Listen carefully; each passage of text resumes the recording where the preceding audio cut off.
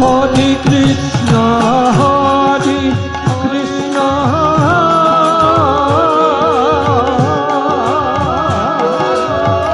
Krishna Krishna, Hare Hare, Hare Rama, Hare Rama, Rama Rama, Hare Hare,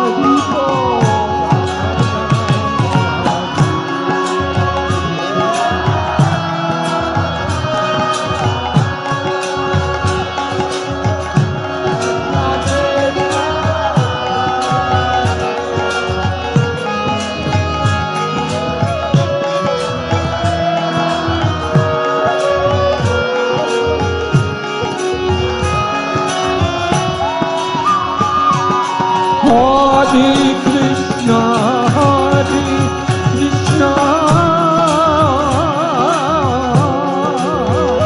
Krishna Krishna, Hare Hare,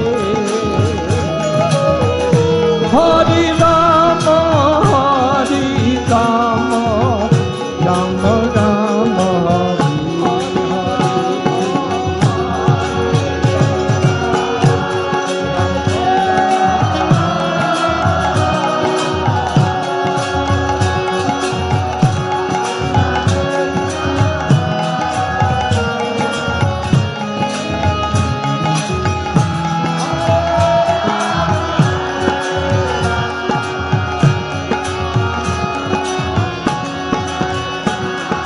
Hare Krishna, Hare Krishna, Krishna Krishna, Hare Hare, Hare Rama, Hare Rama, Rama Rama, Hare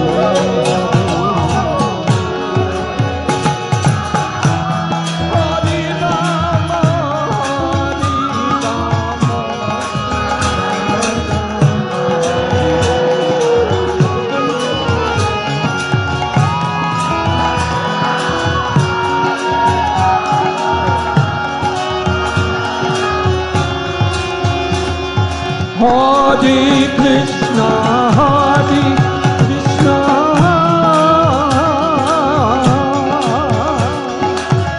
Krishna Krishna, Hare Hare, Hare Rama, Hare Rama, Rama Rama, Hare Hare.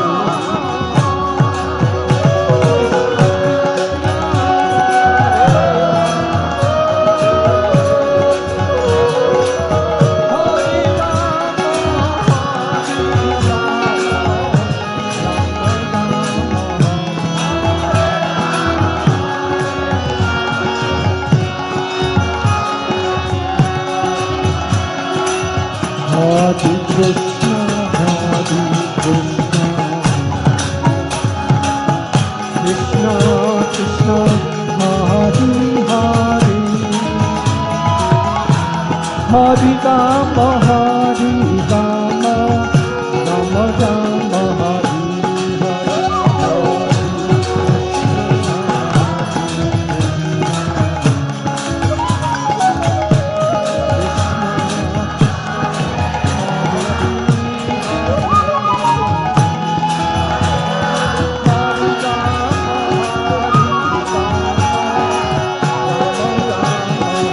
Hare Krishna, Hare Krishna, Krishna Krishna, Hare Hare, Hare Rama, Hare Rama, Rama Rama, Hare Hare.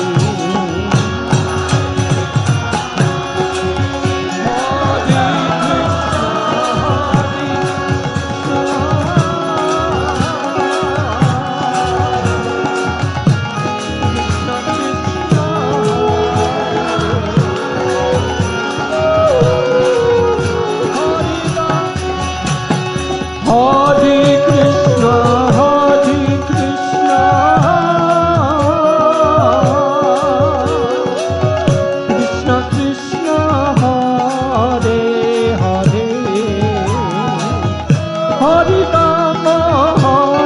Rama, Rama Rama, Hare Hare.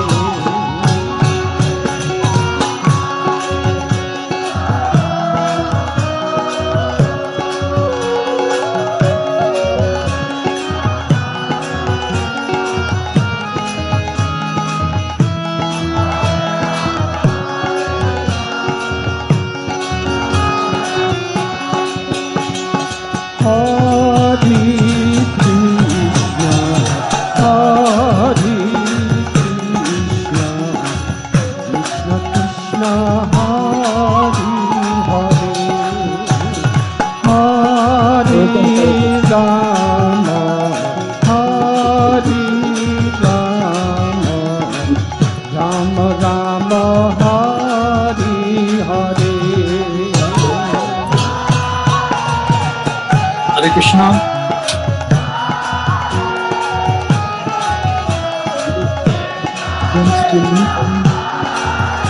Maharaj pays to my humble obeisances. Humble Srila Prabhupada.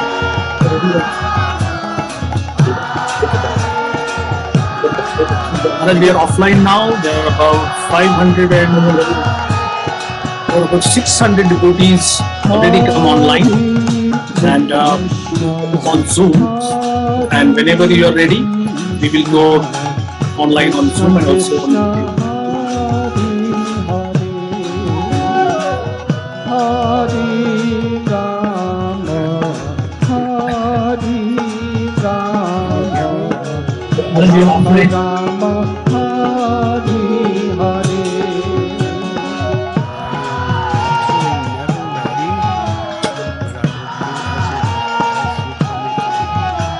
Thank you, Maharaj. So, you should go online.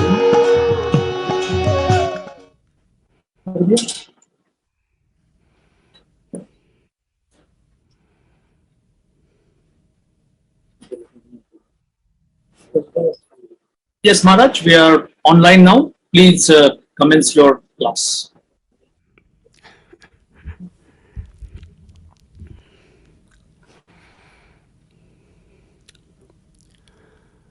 Om Namo Bhagavate Vasudevaya.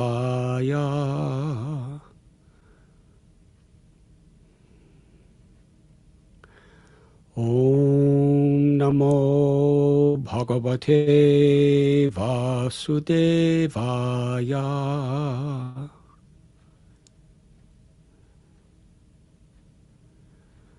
Om Namo Bhagavate Vasudevaya.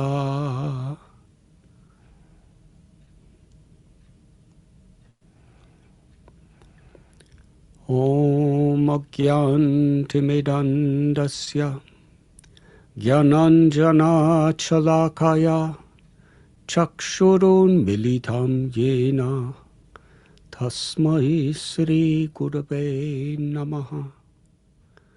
Sri Chaitanya Manobhishtam Stapitam Yena Bhutale Swayam Rupa Kadamayam Dadati Swapadantikam Bandeham Sri Guru Sri Juthapadakamalam Sri Gurun Vaishnavamscha Sri Rupam Sagrajatam Sahagana Raghunathan Bitam Tam Sajivam Sadvaitam Sabadutam Parijana Sahitam Krishna Chaitanya Devam Sri Radha Krishna Padan Sahagana Lalita Sri Vishakan Bitamscha. He Krishna Karuna Sindhu Dina Bandhu Jagatpate Gopesha Gopika Kanta Radha Kanta Namostate Tapta Kanchana Gaurangi Radhe Vrindavaneshwari Vrishabhanu Sute Devi Pranamami Hari Priye Vanchakalpatarubhyascha Kripa Sindhubhya Evacha Patitanam Bhavanebhyo Vaishnavebhyo Namo Namaha. Sri Krishna Chaitanya Prabhu Nityananda Sri Advaita Gadadhar Srivasadi Gaura Bhakta Vrinda. Hare Krishna Krishna Krishna Hare Hare Hare Rama Rama Rama Hare Hare. Nama Om Vishnupadaya Krishna Prishtaya Bhutale Srimate Bhaktivedanta Swamin Iti Namine. Namaste Saraswati Deve Gauravani Pracharine Nirbhishesha Shunyavadi Paschatya Deshatharine.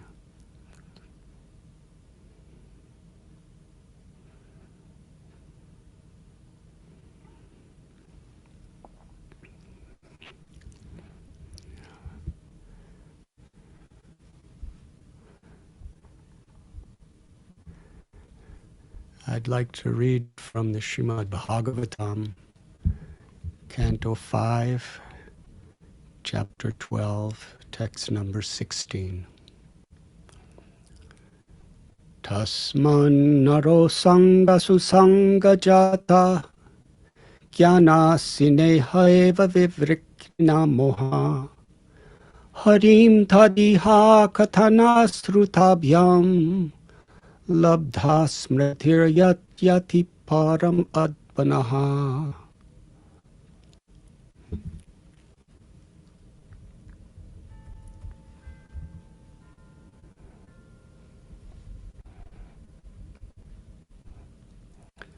Simply by giving up the association of worldly people and associating with exalted devotees, anyone can attain perfection of knowledge, and with the sword of knowledge can cut to pieces the illusory associations within the material world. Through the association of devotees, one can engage in the service of the Lord by hearing and chanting, Sravanam Kirtanam. Thus one can revive his dormant Krishna consciousness, and sticking to the cultivation of Krishna consciousness, return home back to Godhead, even in this life. Purport by His Divine Grace, A.C. Bhaktivedanta Swami Prabhupada. To become liberated from material bondage, one must give up the association of worldly people and accept the association of devotees. Positive and negative processes are mentioned in this regard. Through the association of devotees, one develops Krishna consciousness, which is dormant within. This Krishna consciousness movement is giving this chance to everyone. We are giving shelter to everyone who is serious about progressing in Krishna consciousness.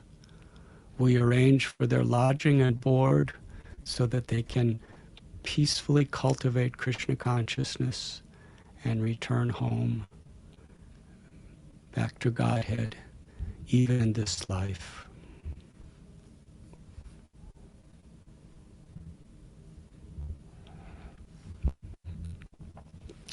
This verse, when it is understood in the context in which it was spoken, is deeply revealing and enlightening.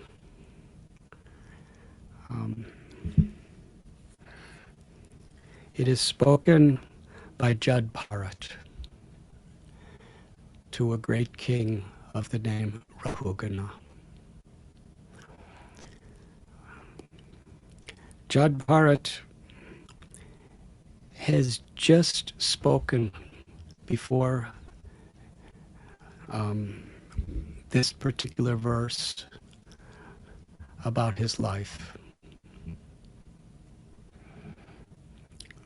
He is remembering from 2 lives back, he was the King Bharat. Bharat Maharaj was in such an exalted state. He is the son of Rishabdev, an incarnation of Lord Vishnu, a very prominent incarnation of the Lord. The Rishabdev ruled over the world, and before he retired from his position, he instructed his sons. And those instructions are among the most important instructions in all the Vedic literatures. They encapsulate so much the very essence of all knowledge. And then he coronated his eldest son, Bharat, to be his successor, the king.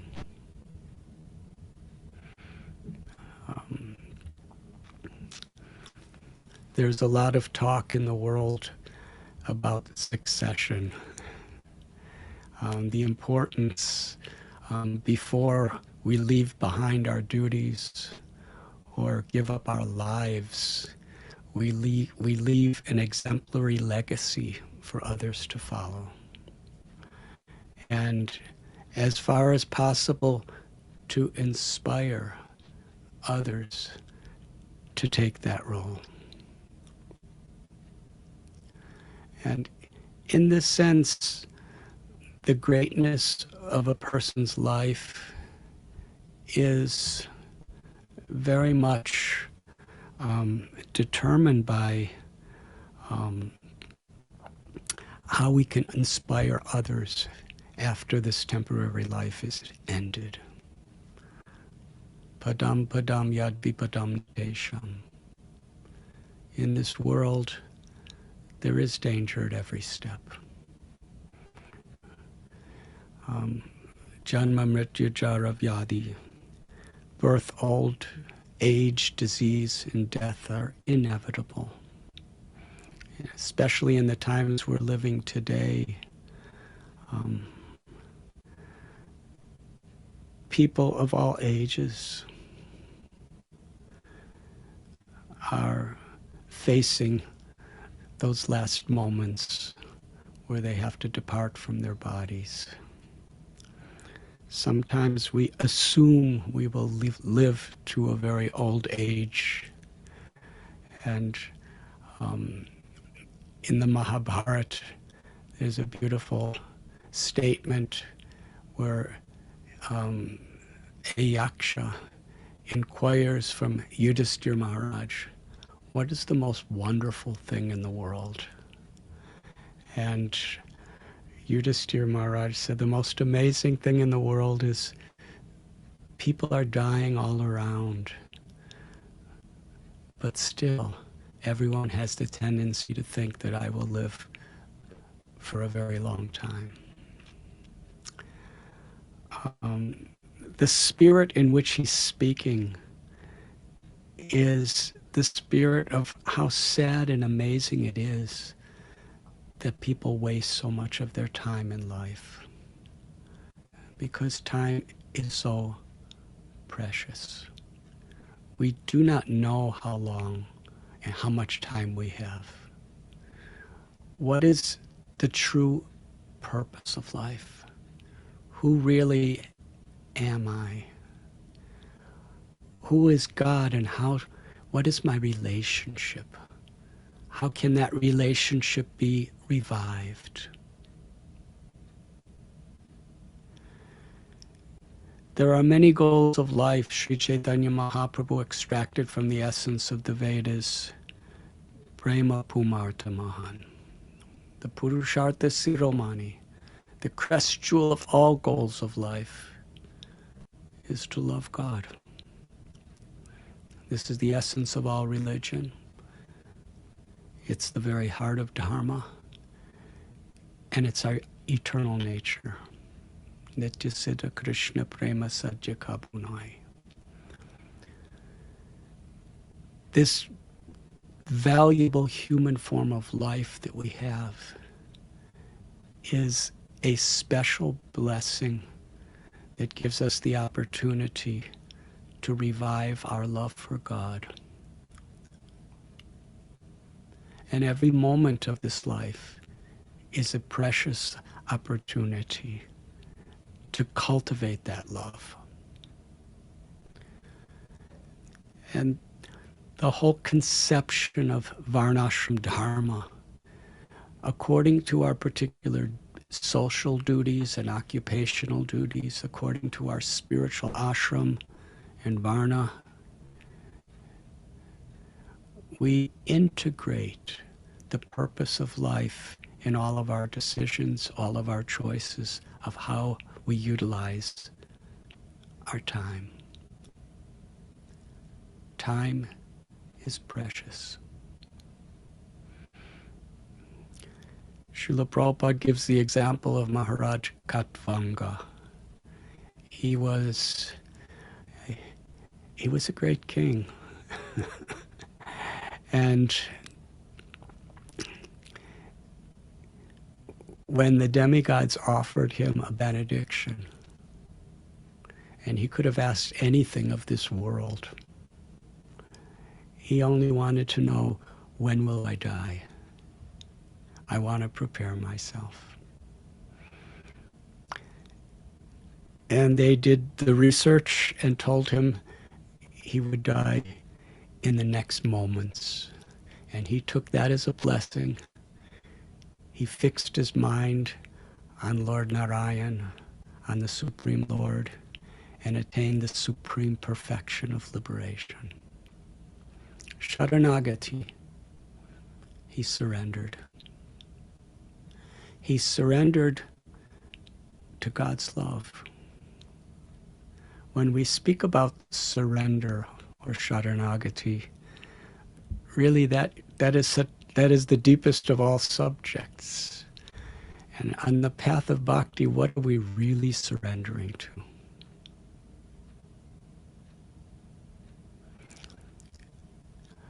Krishna is the reservoir of everything that exists. He's the reservoir of pleasure. He's the reservoir and the source of all material and spiritual worlds. And ultimately, the entire material and spiritual creation exists to experience God's love and for God to experience our love. That is the ultimate purpose and ultimate meaning. Throughout the Gita, the Srimad Bhagavatam, this principle is given. Suhridam Sarvabhutanam. Krishna is the best, well-wishing, loving friend of every living being. Brahmabhuta prasannatmana sochati na kankshati sama sarveshu bhuteshu mad bhaktim labate param. Ishvara sarvabhutanam. He's within our hearts. He's within the heart of every living being. Through his divine energy, he's all-pervading, in and between every atomic particle. God is everywhere. And the beauty of God's all-pervading existence everywhere is connected with his love when we understand that he is personally everywhere. Even the absolute truth's impersonal, all-pervading energy is an expansion of his personality. Krishna is aware of everything, everywhere. And every living being has a very personal, unique form of God, the Paramatma, within our hearts. How many living entities are there when we consider all of humanity and all of the insect life and bird life and animal life and bacterial life? Wherever there's life, there's a jiva, there's an individual soul. And beside every jiva is the Paramatma, a personal form of the Lord that's existing forever just for us. Watching, listening, such love, no matter what we do, never leaves us. And yada yada hi dharmasya glanir bharata. He descends into this world again and again and forms according to time, place, language, various aspects of Dharma. Dharma, in one sense, is the expression of the spiritual path according to time, place, and circumstance. But the purpose of Dharma and the goal of Dharma is always the same. Sanatana Dharma is to awaken our love for Krishna through the process of engaging in the very nature of our soul, which is loving service.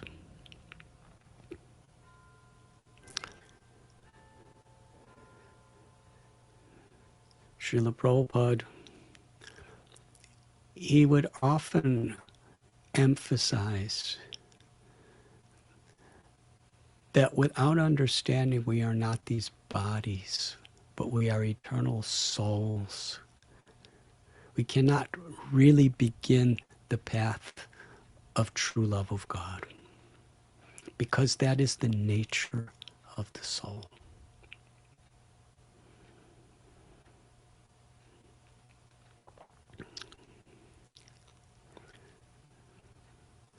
That love is the supreme reality.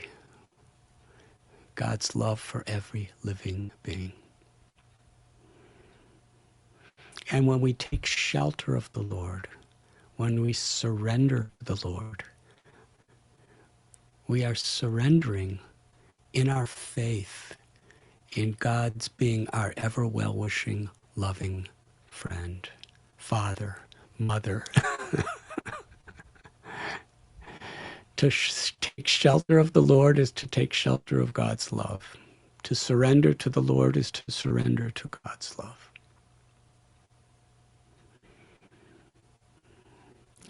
Rishabdev was an avatar of the Lord who spoke essential instructions to his sons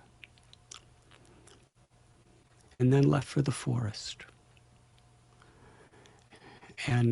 But before leaving, he prepared his eldest son, Bharat, to assume the responsibilities. And the primary responsibility for a leader in any field of life is to be an example through our words, through our actions, that will inspire and give clear direction for others to not only live in God's love, but to inspire others to live in that love. So Bharat Maharaj took that legacy of his father so seriously. he became such a king, such a great king, that the entire world was named after him. Even today in India, you know, the word India is a name given by the British, I believe.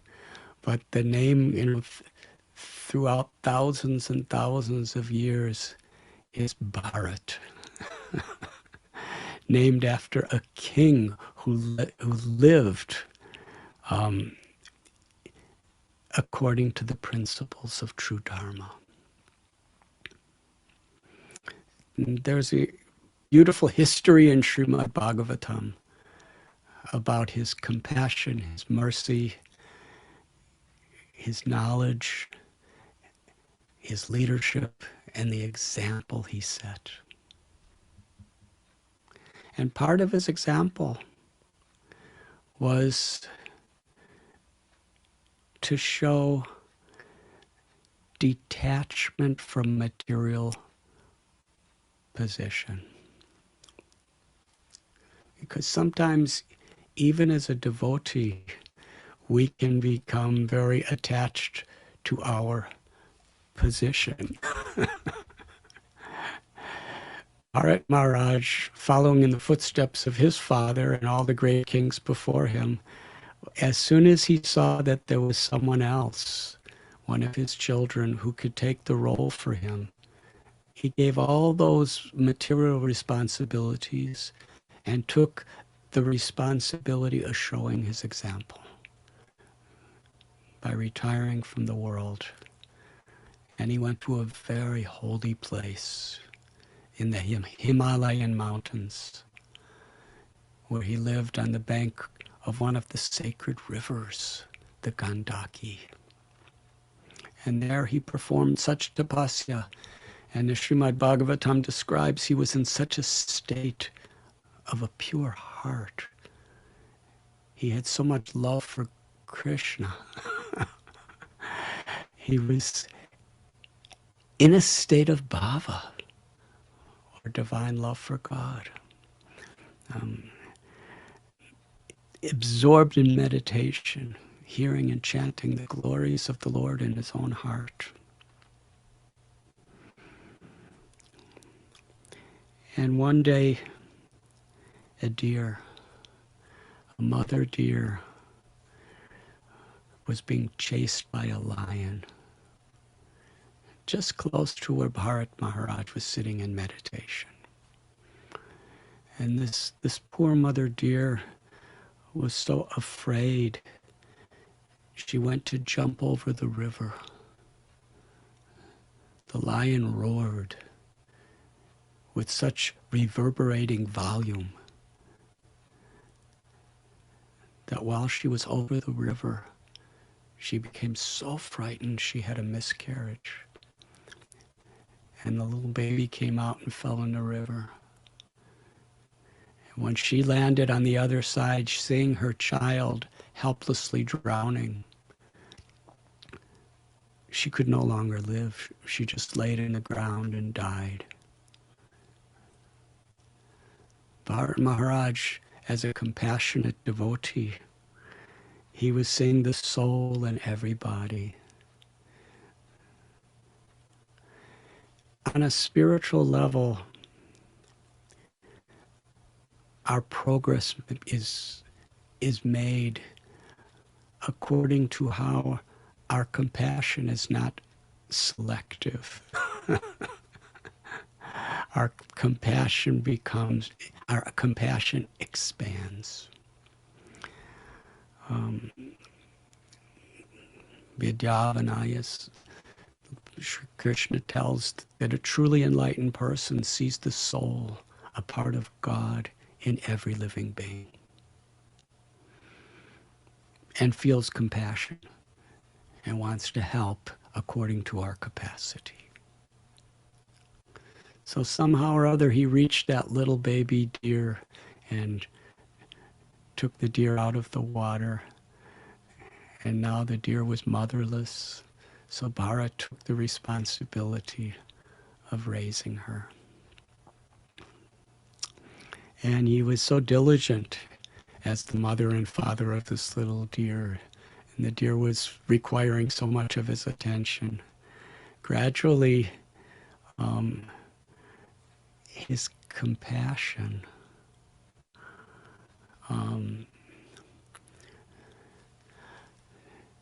was distracted from its true spiritual nature.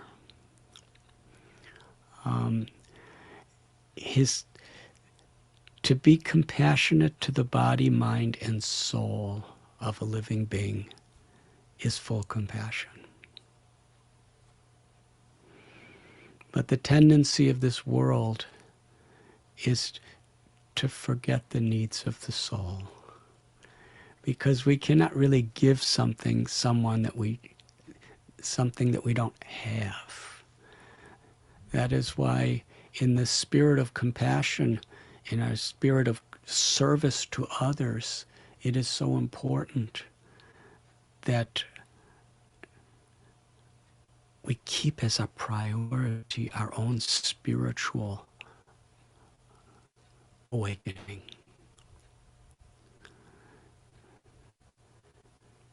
There was once a devotee who was doing such a tremendous amount of service, but he was not giving attention to his own spiritual strength through hearing and chanting. And Srila Prabhupada warned him that you're doing great service, but unless you're hearing and chanting nicely, sincerely, and regularly, then you will lose the spiritual strength to continue. And actually, that's what happened. Srila Prabhupada gave us the example that our sadhana, our spiritual practice, is like the food that nourishes our spiritual strength. And in whatever we're doing, if we don't have spiritual strength, then it disconnects us from reaching another person's soul, from truly speaking and acting on behalf of God. So Bharat Maharaj, his compassion transformed into something relatively mundane because he compromised his own spiritual practice. And again, this is reverting to the concept of time. If he utilized his time to balance his spiritual practice with his compassionate service to this little deer, he would have not only enlightened that deer completely, but he would have remained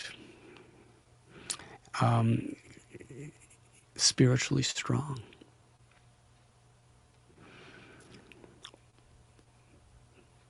So when he died, he wasn't thinking of God, he was thinking of the deer. And God is so kind. He knew what a great devotee he was. He knew he was distracted. The Lord wanted to give him the greatest opportunity to perfect his life. So he took his next birth as a deer. But he had the full consciousness he had when he was the king Bharat. And he understood that how he made a mistake through prioritizing his time in the wrong way. So as a little deer, he always associated with great sages and saints who were living in the forest and hearing about Lord Krishna from them. And in this way, he blissfully spent his next life as a deer, totally absorbed in remembering God. And in his next life, he was born the youngest child of a Brahmin. And in this life, by Krishna's arrangement, he was so tuned in with Krishna's plan.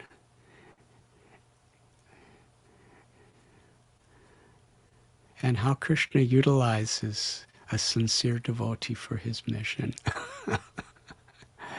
He became Jad Bharat. He was fully enlightened, with full knowledge, ecstatic love for Krishna in his heart, awakened fully. Still, he pretended to be a crazy person, uncoordinated and ignorant. He just wouldn't do anything materially the right way because he knew what it was like to be praised. He knew what it was like to be glorified. He knew what it was like to be the most expert, proficient, celebrated person on the planet, because he was like that when he knows what it's like to have an entire planet named after you because of your greatness.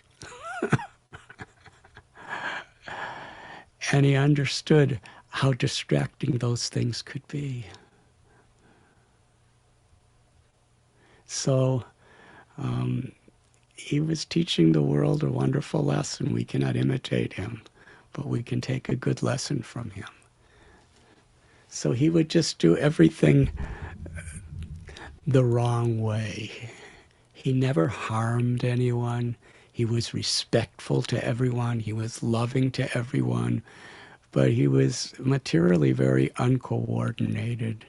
And now people made fun of him. His father and mother tried to do everything they could. They would teach him lessons of hygiene, and he would do it all backward. They would try to teach him studies, and he just, although he already knew it all before, he pretended that he just could not learn anything. So his father, and mother tried to do everything they could, but when they passed away, his stepbrothers,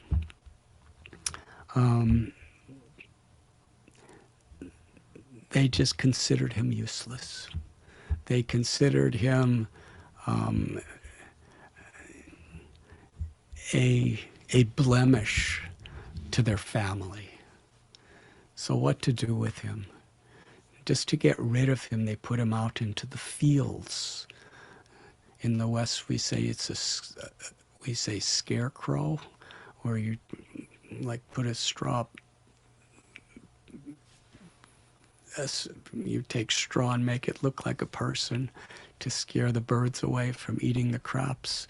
Well, they just put him in the field and told him, you just stand here in this place and keep the birds away.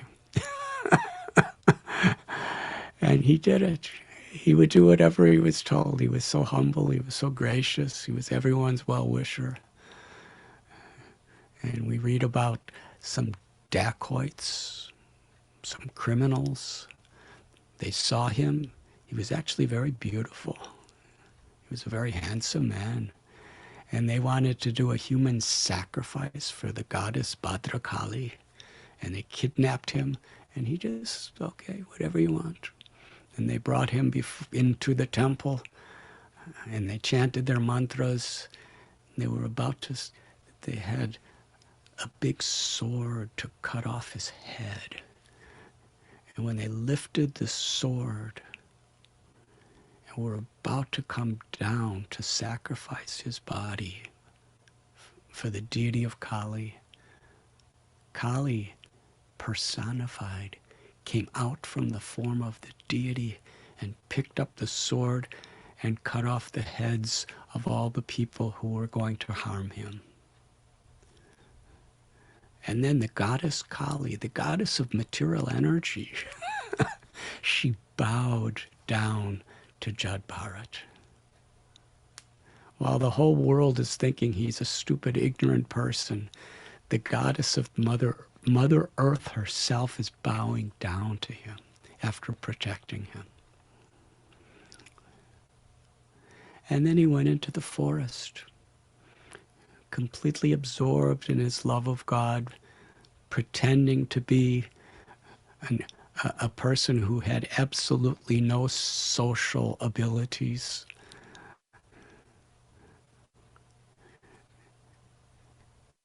And that brings us to this verse today, where there was a king of the province that they were living. His name was Rahuguna. He was being carried on a palanquin. The palanquin holders were walking with him, and one of them was injured. So for a palanquin, you need four people who are going to carry. Otherwise, it just doesn't work. Because obviously the king was on a very, very beautifully decorated palanquin. Very comfortable, very opulent. And they had to stop, and one of the leaders of the palanquin holders went out to the forest and found Jad Bharat, who was young, handsome, strong. And they brought him back. And the king ordered him, I am the king, you are my subject, you carry this palanquin. Jad Bharat, humble, grateful, peaceful, just agreed. And he lifted up the palanquin, and the four carriers walked together. Jad Bharat this is something that we should learn from this story. Sometimes we have a tendency to get it wrong or let us see incomplete. Because Jad Bharat, he fell from his enlightened position on the bank of the Gandaki River because of his compassion for the body of a little helpless deer. So sometimes we think it's, the compassion for the body is not really spiritual. He became a deer. He fully learned his lesson, absolutely learned his lesson. Now he's a completely enlightened state. So as he's walking, he sees some little ants on the road. He stops because he does not want to cause any harm to an ant. And he's really risking his life by doing it, because when he stopped, all the other carriers, they were still walking. They didn't even see the ants, nor did they care. They were just thinking about, the king. When he stopped and everyone else kept going, the whole palanquin became disrupted. And the king was very much disturbed. And he said, what has happened? And the other three palanquin carriers, they said, he stopped. We're going, and he just stopped. The king chastised him with nasty words and told him, don't you do that again. And they walked. And another ant was crossing the road, and Jad Bharat stopped. So here we find Jad Bharat, he he fell from he was distracted from his spiritual position when he was compassionate to the body of a deer. But now that he's fully aware, he's still compassionate to the body of the ants. The difference was not that he had the same compassion for the body in which the soul is residing, but the difference is he was fully connected with his own soul so that he could also recognize that it's the soul within the body that I'm really being compassionate for. And the body is a medium I must respect because God has given that soul this particular body.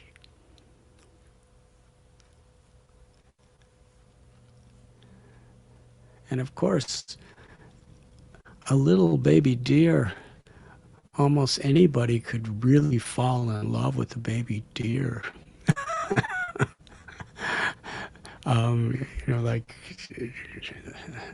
Like a puppy dog or for humans in society today. But who falls in love with the body of an ant? This was the extent of Bharat Maharaj's compassion. He would not disturb the body. He did not want to injure, what to speak, kill an ant. He gave that respect. Why? Because there's a child of God. There's a soul within the body of that ant. And we respect the soul through the medium of the body.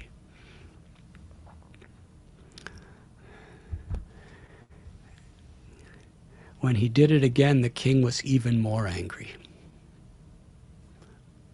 and threatened Jad Bharat with punishment. And they walked along, and there was a lot of ants on the road that day. He stopped again. And at this point, the king went completely wild, threatening to punish, perhaps kill Bharat for his being so insensitive to the order of the king. It's interesting how Jad Bharat, he was in full remembrance that just a few years before, he was the king of the world. Rahugana was just a local king. And he was the emperor. And now here he is doing the most menial, humble service underneath the king carrying his palanquin. And for Bharat,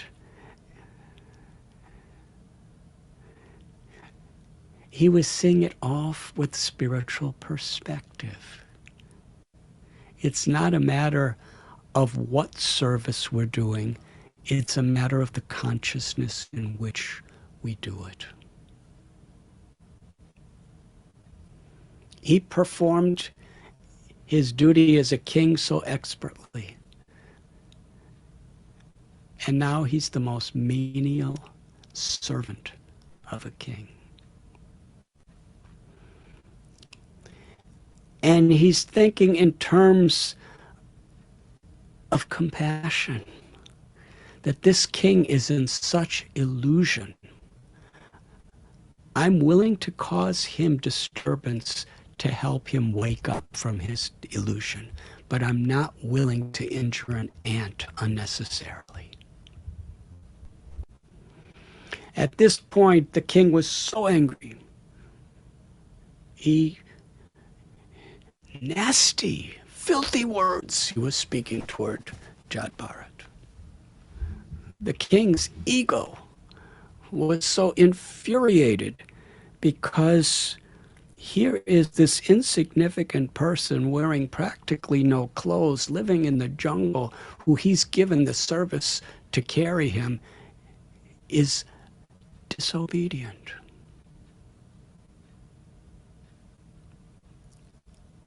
Very consciously disobedient.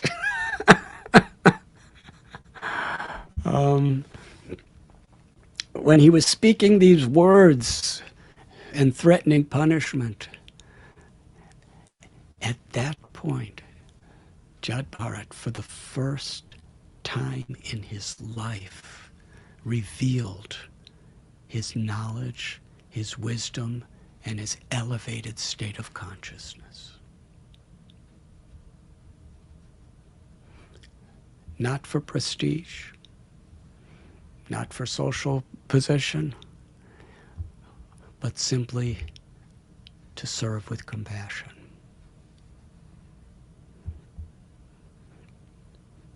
And he said to the king, he said, "You are thinking that you're a king,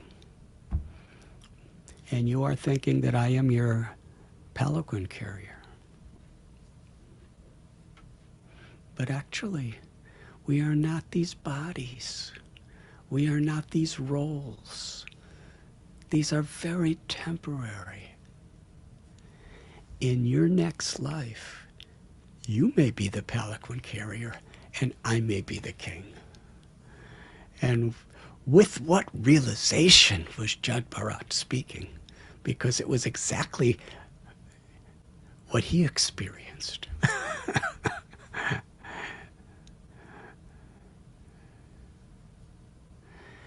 And he spoke about the distinction between the body and the soul.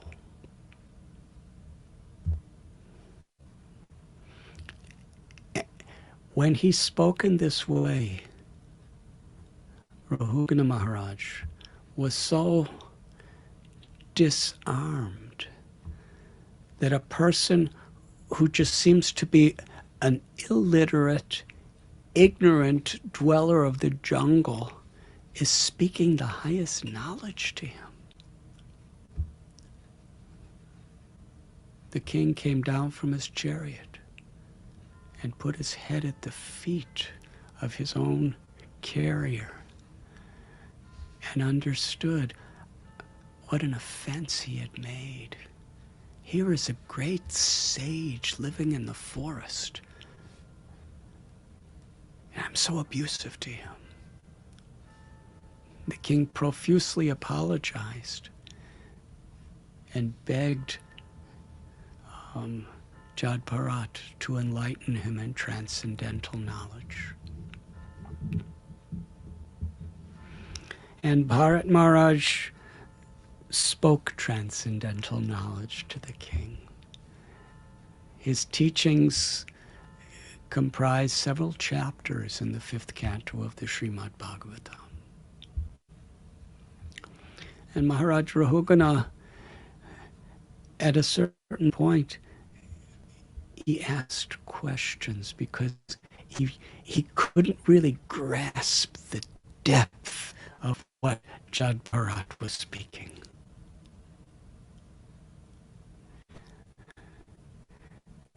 And he spoke essentially teachings that he had heard from his father, Rishabdev, the avatar of Lord Vishnu.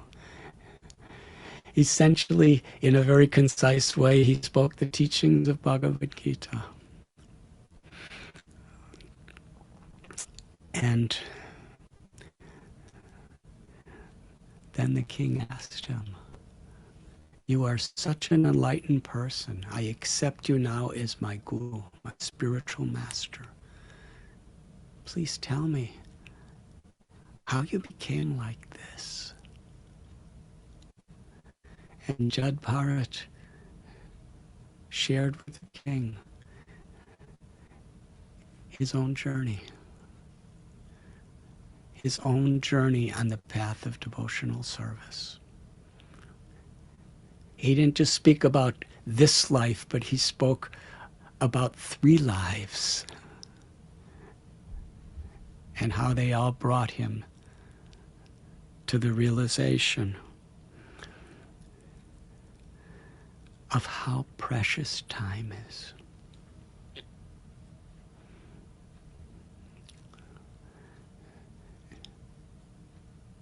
He was living in the forest and living in so many antisocial ways just so he would not waste a moment, so that he could be completely, fully absorbed in remembering Krishna.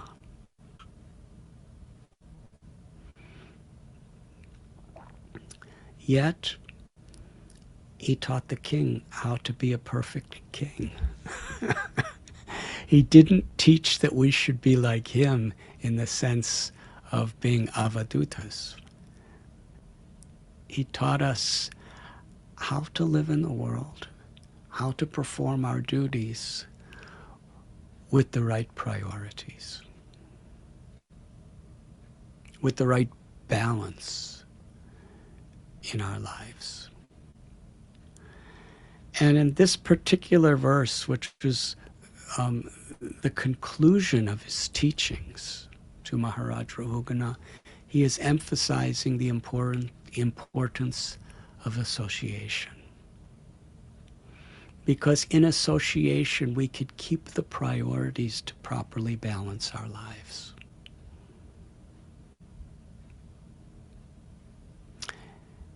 When he was living in the Himalayas on the Gandaki River, today that same river is still there in Nepal, quite high in the Himalayan mountains.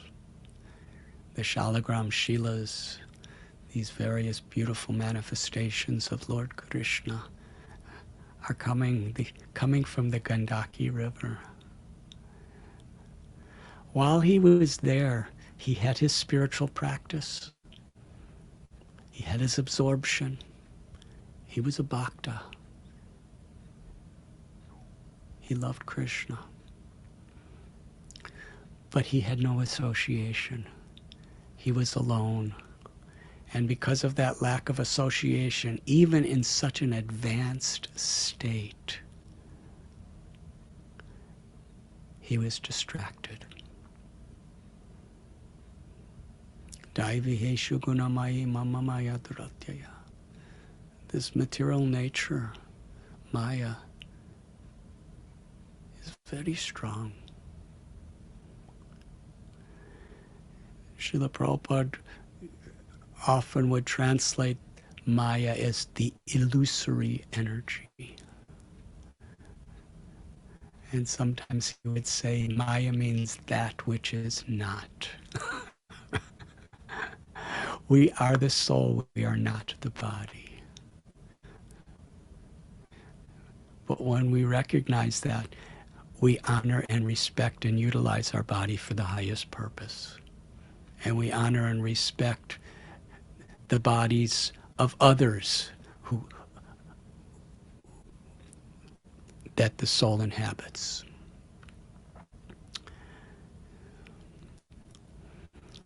But association is so important. Mahat sevam dwara mahur vimuktoyes. Rishabdev describes that by associating with great souls, by hearing from them, by serving them, we can always keep the goal of life alive within all the choices we make.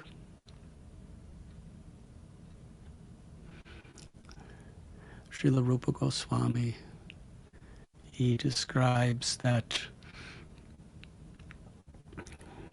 of the 64, and Sanatana Goswami, Mahaprabhu taught this, there are, of the 64 items of devotional service, 5 are most prominent. And among those 5, one is associating with enlightened people, associating with devotees. And here, after all of these incredibly enlightening instructions to King Rahugana, the conclusion of Jad Bharat's teachings is the importance of association with devotees.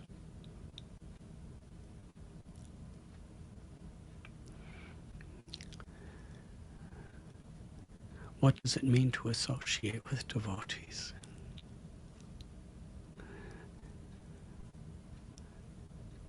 Lord Chaitanya is Krishna himself who appears in the role of a devotee.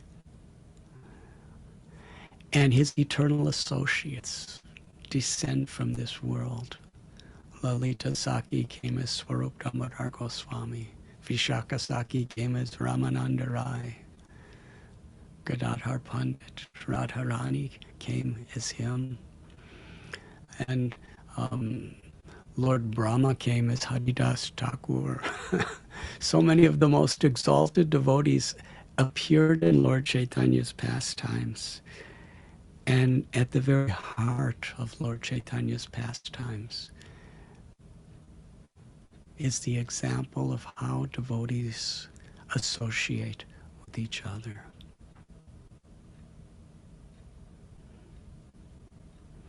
By helping each other to keep Krishna as the focus of our life. At one time in Puri, the king, Prataparudra, he wanted to associate with Lord Chaitanya directly. But Lord Chaitanya, as a sannyasi at that time, would not associate directly with people of royalty. It was the example he was setting. And the king was yearning so deeply for to personally serve the Lord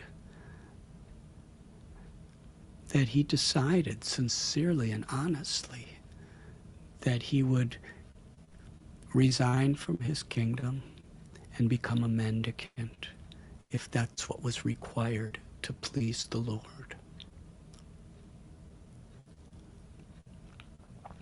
Nityananda Prabhu, Ramananda Rai, Sarvabhauma Bhattacharya, all these devotees, they saw that Prataparudra was a sincere devotee, and they did not want him to resign from being king. They made every possible arrangement to somehow or other convince the Lord to give him his association. And ultimately, Lord Chaitanya Mahaprabhu gave him his most intimate association. It's a beautiful story. King Prataparudra assumed the role of a simple person to render simple service of massaging the feet and the legs of the Lord during a rest time of the Ratha Yatra, and chanted beautiful songs of the gopis' prayers to Krishna. Lord Chaitanya was so happy, he embraced him again and again. He bathed the king with his tears, and he blessed him in every way. Lord Chaitanya asked, "You are giving me such nectar. Who are you?" And the king was honest. He said, "I am the servant of your servants. And my only aspiration is to be the servant of your servants." And that was the honest truth of his heart. Lord Chaitanya revealed his divine form of Krishna to the king. And after that, Prataparudra Maharaj, he went back and understood it's only due to the kindness, the love, and the mercy of the devotees that he was given that opportunity. And then he continued his role for many years in the future of being king. So all the devotees, they wanted him to continue his worldly responsibilities. They wanted him to keep his worldly possession, but to change his consciousness.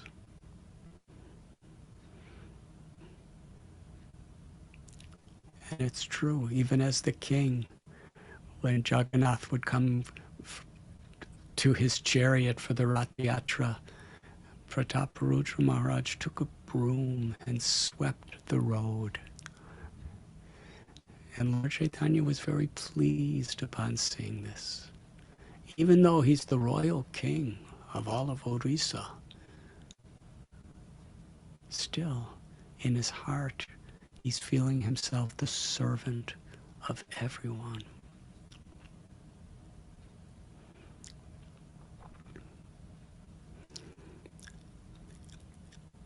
He achieved this position and sustained this position because he understood the art of how to associate with devotees. Such a profound lesson. And in one beautiful purport, Srila Prabhupada explains that the purpose of the Krishna consciousness movement, the purpose of all the projects and all the temples that are being developed, is to give people the opportunity to associate with devotees. And to give devotees the opportunity to associate with each other.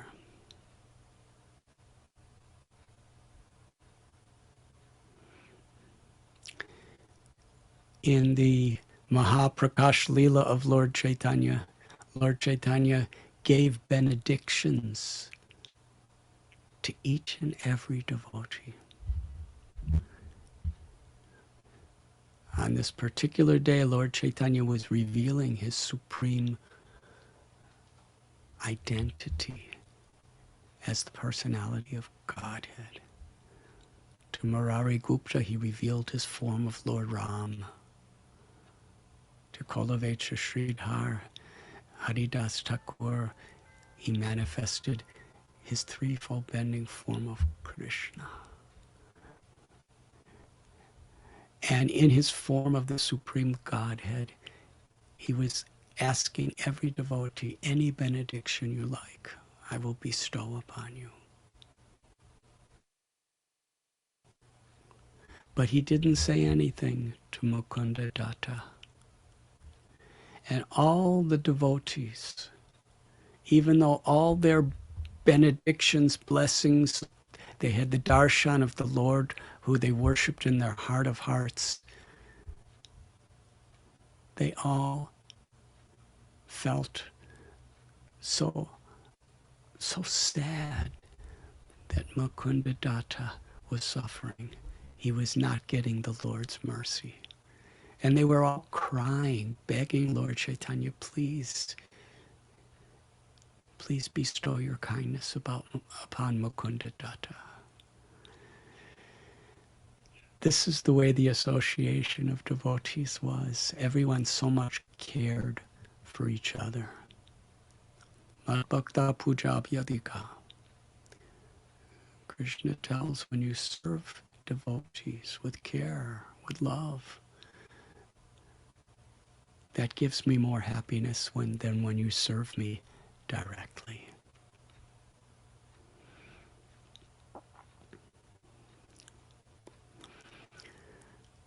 We need to create an environment where, in whatever situation the world may be in, we inspire one another to find shelter of Krishna in that situation.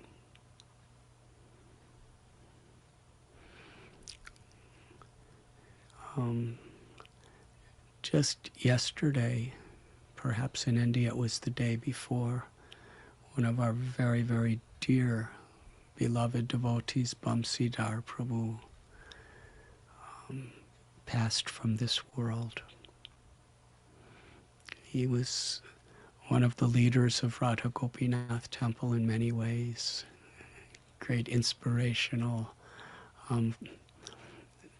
devotee in every way, enthusiastic.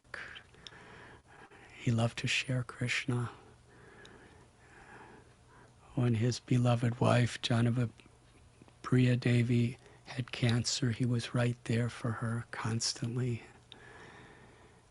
And some time ago, he had a stroke. And he was in the hospital in critical condition for some time. He improved. And he went home. And it was just a week or so ago I spoke to him. And we spoke together, Priya Devi, Bamsidhar Prabhu, and myself, and he could speak quite fluently. He was just expressing nothing but gratitude. He was expressing how grateful he was for the stroke, because he could appreciate the love and kindness of the devotees more than he ever could before. Of course, he always did. But how devotees were there for him when he was in the hospital, when he came out of the hospital. He felt so much of the love of the devotees. And that amount of gratitude, that amount of appreciation, that amount of love that he was experiencing was, for him, going through a stroke was just a small price for that realization. And he told me that I've already contacted my office, I'm resigning, I know how precious time is. I just want to give my full 100% energy for whatever time I have to live. I want to give it to serving the devotees and serving the mission of Srila Prabhupada and Lord Chaitanya. And that's the only thing I'm going to do, as long as Krishna gives me to live. And he was speaking with such emotion and such realization, because of his appreciation of the devotees and the devotee service attitude toward him. His life was transformed in such a way that he surrendered everything. He took complete shelter. And the whole time he was speaking, all he could do in his discussion with me was just glorify one devotee after another after another.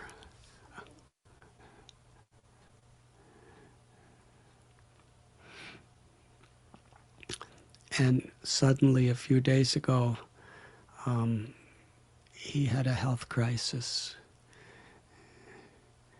And with devotees, his beloved wife, Priya Devi, who I just give my heartfelt gratitude to her, she was right there at his side chanting for him when he passed from the world.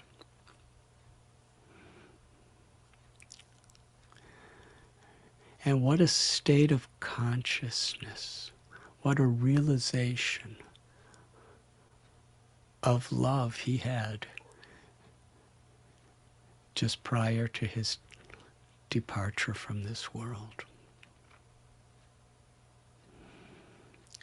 So on one hand, it's heartbreaking to lose the association of such a great devotee.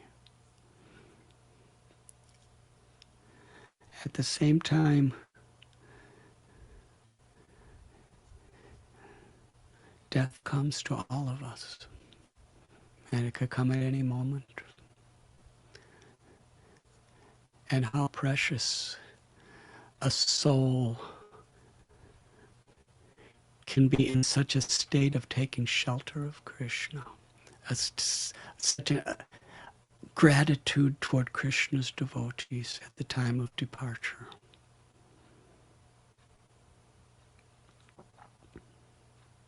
Sukadev Goswami tells Parikshit Maharaj that better to have one moment of full consciousness than a long, long life simply wasted in distraction.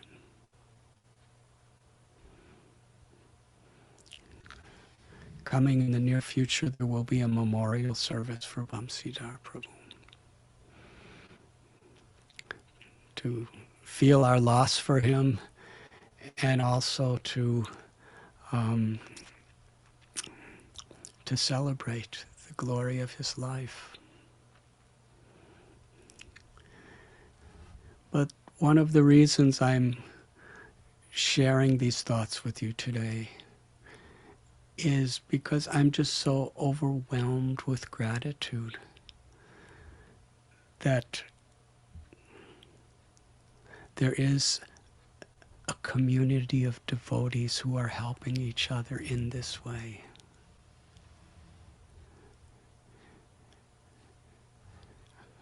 During sunny times and during stormy times, to be there for each other.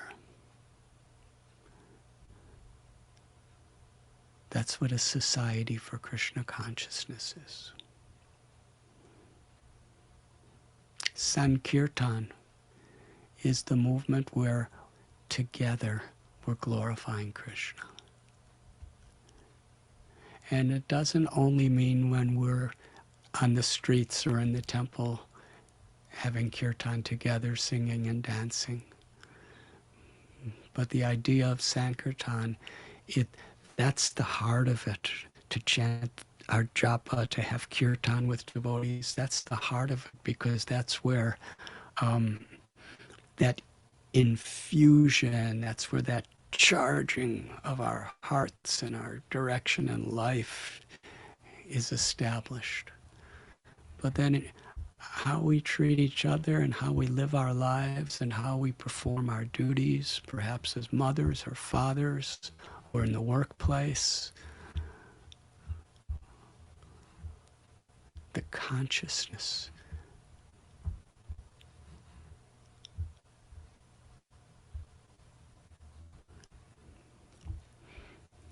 that is Sankirtan.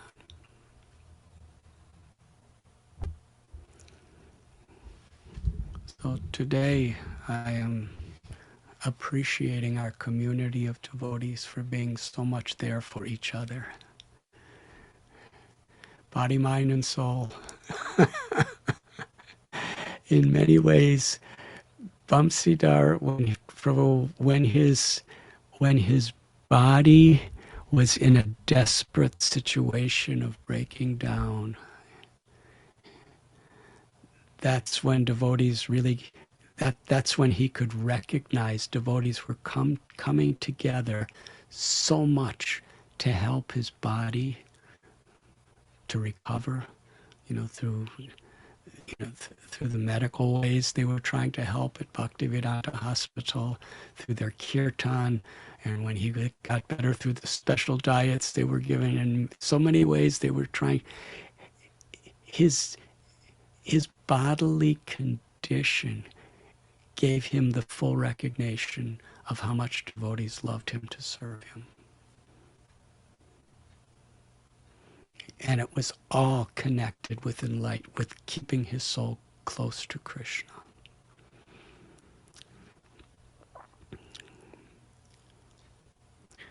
And I thank all of you. I thank all of you. Not only the physical services that we do, but the well-wishing prayers we have for each other.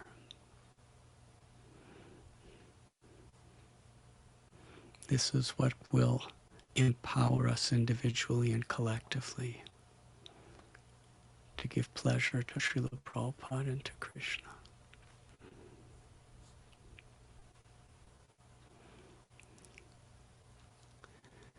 Maharaj Bharat, who was the king of the world, when he was in his role of Jad Bharat, It's the only time we know of in his life where he actually spoke his realizations. And the culmination was the importance of association with devotees. And after he spoke these words, he went back into the forest. And beyond that, there's really very little that's spoken about him.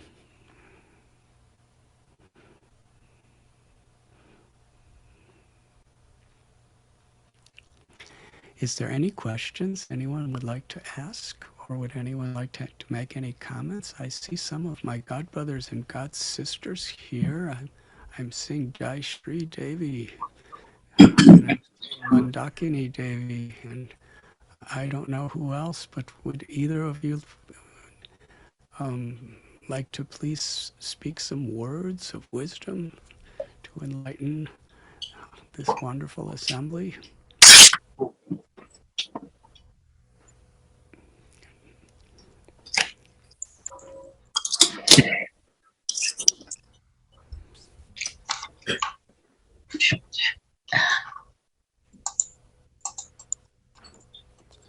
I'm also seeing Kamagiri Devi.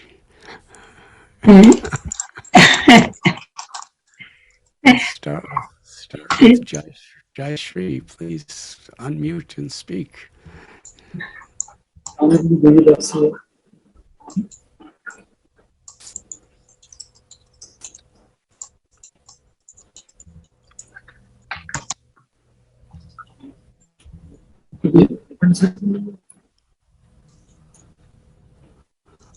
Okay, Mandakini Devi, are you still there? Yes, yeah. Just 1 sec. Okay. Hare Krishna, Maharaj, Hare Krishna, dear wonderful Vaishnava family.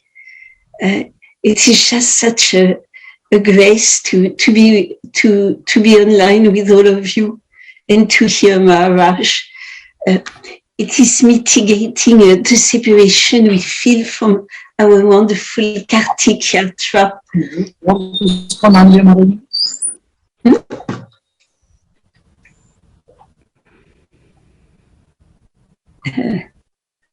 Désactiver the sound.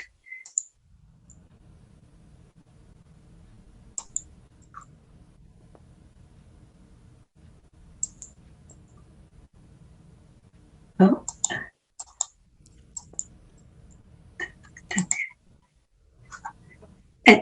Haribol. Désactiver. I don't know. Can you hear? We can hear. Oh, Hare Krishna. I'm sorry. The internet is not very good. I'm in Siberia right now. so just I wanted to thank you immensely. And it's just a grace to be with the family. And although we cannot see all of us face to face in the great joy of the Kartik Yatra, but we pray that soon Lord Krishna will allow us to meet again at the Yatra. Thank you very much, Mataji. Hare Krishna. Sorry, Haribol. We are so grateful, honored, and blessed that you are with us. Oh. Kamagiri Devi, Mataji, would you like to speak something?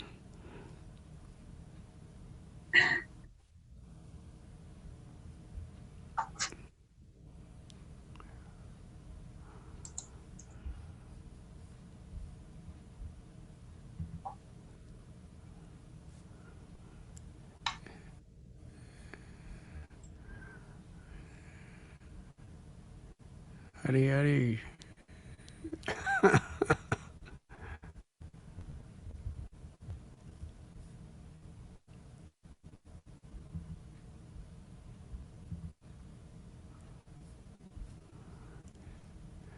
We cannot hear. Why don't you all have kirtan, and I will be returning in about 1 minute.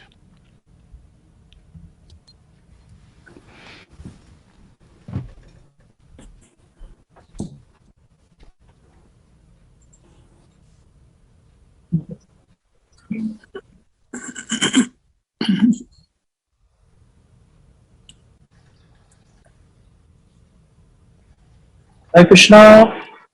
So all the devotees at MGCT temple, could you please have kirtan, and after Maharaj comes, we may also request him to lead. But Radhesham Prabhu, are you there? Is anyone else there taking charge of the kirtan? Please begin kirtan.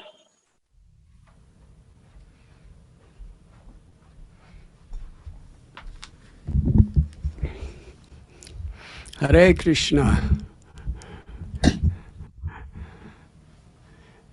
Tridas Prabhu, I am seeing you. Would you like to speak something?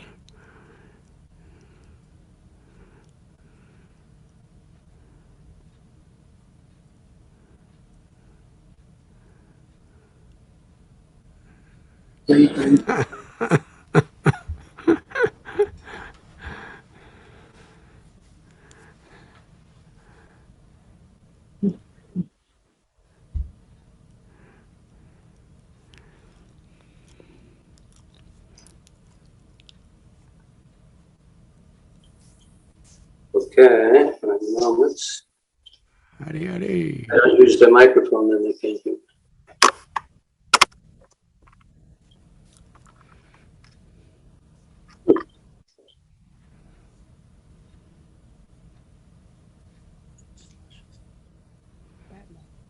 Sí, se non funziona.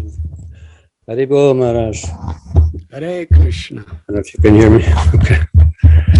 My humble obeisances to you, and we hope we were simultaneously. There's a Live to Give World Sankirtan end of marathon meeting going on right now online as well, with Vaisheshika Prabhu and all of devotees from many countries around the world, and Africa and Europe and America and everything. So I slipped away to follow that meeting because they invited me to that meeting. So it's actually very inspiring. In England, I think they distributed over 14,000 Bhagavad Gitas in England. It's a 3-month campaign. We were a little short. We didn't do very much here in Italy. We tried our best. That's because we're missing your association, Maharaj. Yeah. So devotees need, because most of the book distributors, they're all your disciples, so they're missing your association to become inspired to increase. And we are also missing your association after such a long time. I know it's the same as you explained the other time, that it's the same by hearing and seeing you on this Zoom call, but it's the same and not the same. It's almost the same, but not quite. So actually, I guess it brings us to appreciate more the association of great devotees. I think the original verse that you wrote about, there was mention of the importance of giving up the association of non-devotees and seeking the association of devotees. So that was so important for Maharaj Bharat because he associated with the deer and then has fell back in his progress. So I think everyone needs the association, and they are understanding how valuable it is when it's far away, when it's not so easily available, association of advanced devotees. So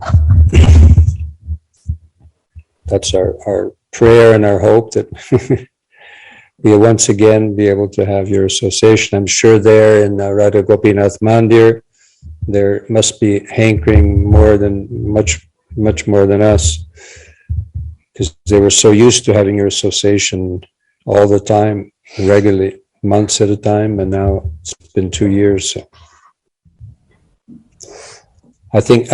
Krishna, sometimes he may arrange these things. I mean, there's many reasons, of course, but things can see that to increase our feeling of separation, to increase our desire to understand how valuable it is, the association with advanced devotees. And I pray that we all can increase our desire to have the association of advanced devotees, and that we become ourselves advanced devotees, so that we can give association to others as well. Because there's so much need in the world. There's so many people coming forward. So many nice people coming. We're having our college program now. It's going very well. It's a little restricted with the COVID, but still many nice young people are starting to come, starting to chant, starting to read Bhagavad Gita. A whole group of new people are coming. And we pray to you that it will inspire these devotees to increase. They're all your disciple or aspiring disciples. We're doing the program, and they're very much. I told them this is your program. This is your specialty. This is the special personal feeling for this program of preaching to college students. So they're very inspired by that you did the same thing in America and India. So they're very happy to follow in your footsteps, and Krishna's immediately reciprocating by sending so many nice, interested young people. But of course, if you came, once you can come, that'll make a big, and so many of them can make that. You can come also on Zoom. Make in Zoom, or if we can arrange a program with them. I think that would help them make that big push, big step. Thank you. Haribol. Thank you, Prabhu. Thank you. I am seeing Manju Ali Devi. Would you like to speak something?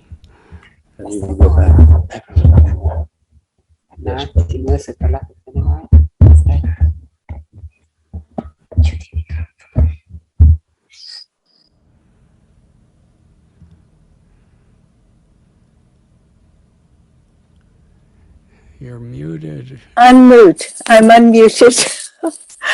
Oh, please accept my humble obeisances, Maharaj. And it's so wonderful to hear you today and to have your association online. It has been such a long time. And actually, the themes you spoke today were really nutshells of how, the importance of a daily practice, of taking our spiritual practice seriously every day. And that is the reason, after 50 years, I'm still here, is because of Srila Prabhupada teaching us that our japa and our morning programs, wherever we are in the world, is just the bedrock of helping us to actually go the length and go the way. And also, it was really wonderful that you were speaking about association, and we help each other so much by just having that association, the moments of time. And a couple of weeks ago, I had one of your disciples here, Radha Govinda, and his new wife, Vrindavani. And they came, and I got to cook for them and look after them and tell them Prabhupada stories. And we were speaking about your good self as well, and how, and it's just having that infectious, by association, it ignites in our own hearts and reminds us of how Srila Prabhupada, when he was present on the planet, how, he gave his association by coming up to all these temples and going around the world so many times. But also he gives his association by the books as well and by his lectures. So anyway, it was really a wonderful reminder that association is so important. And actually, it was wonderful to hear your story about gratitude as well, and how your that dear devotee who just passed away, how at the bed, right, at his last times, how he found that the gift of gratitude, and that we have so much to be grateful for, an association, spiritual practice, our service to our deities, the holy books, so many, and a human life, and not to waste it, and to take our spiritual practice each day as a gift and an opportunity to come closer to Krishna. So Maharaj, thank you so much for inspiring us and for engaging us in a little bit of service. And we can't wait, as the Prabhu just said, we can't wait for you to come back to England because it's been too long, but actually all glories to Zoom. Because we have, by the gift of Zoom, Krishna has, it's like a mystic power, that we can have association. So thank you, and please accept my humble obeisances, and thank you for your prayer. Thank you, devotees. Thank you so very much. Thank you for your wonderful words of wisdom. Would anyone like to speak something or ask any questions?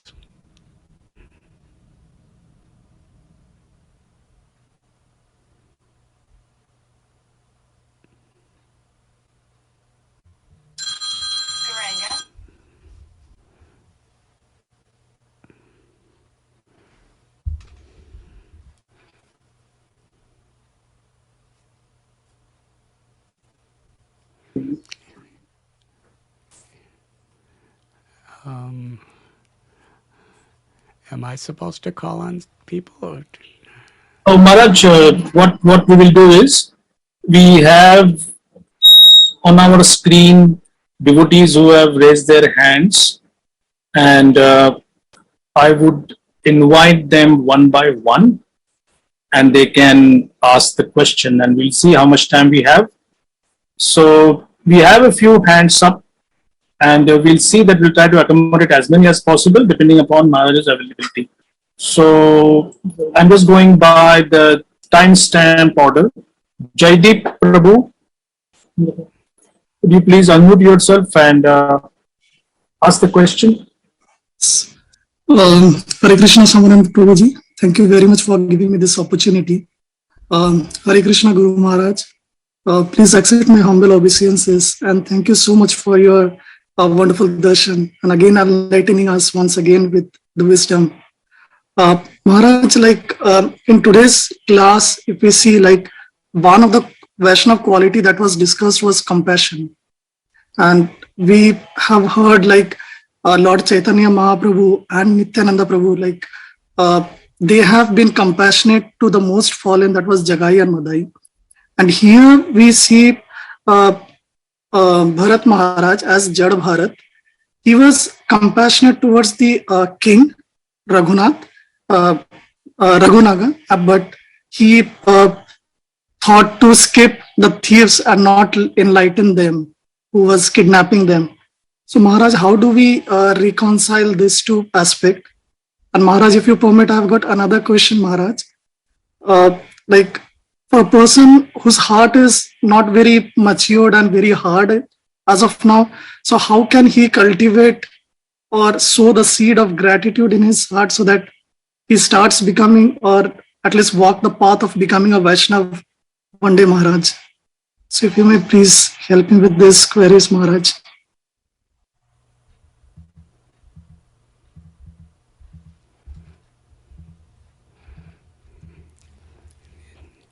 As far as the Krishna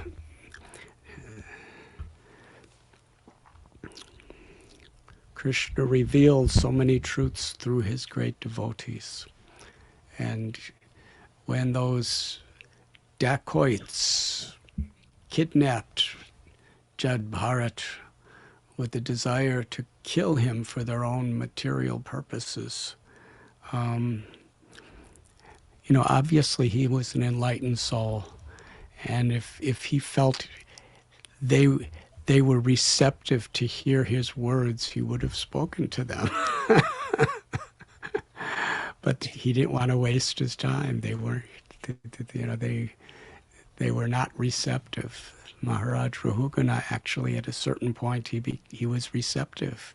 Even Jad Bharat, he waited till the perfect opportune time to speak to him.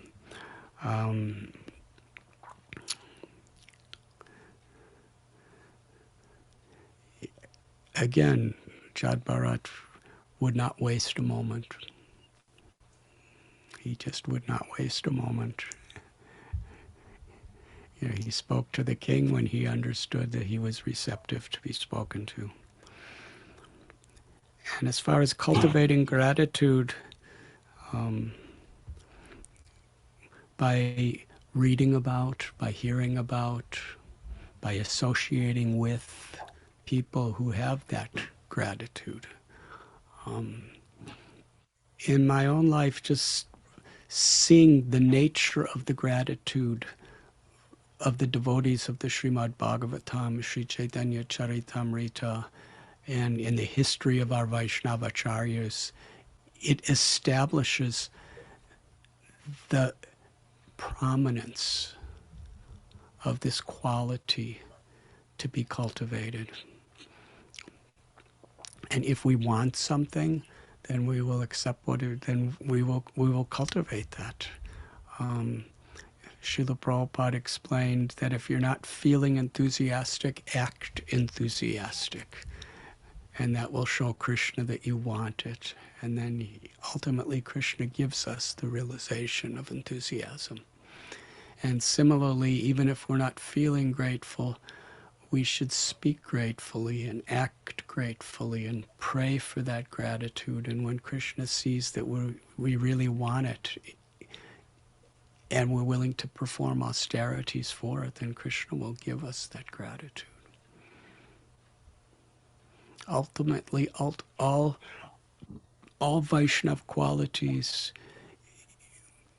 in a real sense, are gifts of Krishna. And according to how we want it, and according to how much we're willing to cultivate those qualities, Krishna gives us those qualities. And as Manjuali Devi so wonderfully explained, her own morning program every day of Mangalarti and chanting, japa, and eagerness to serve devotees. By sincerely performing our sadhana and our seva in this way, we are expressing to Krishna how much we want to find shelter in his mercy. And accordingly, Krishna will give us those. Krishna will bestow that mercy upon us.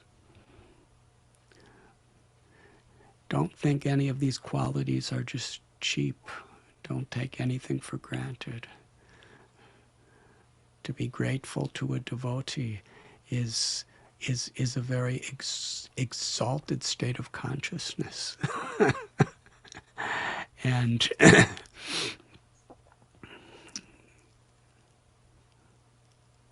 speak gratefully, act gratefully, and Radharani and Krishna will give you true gratitude.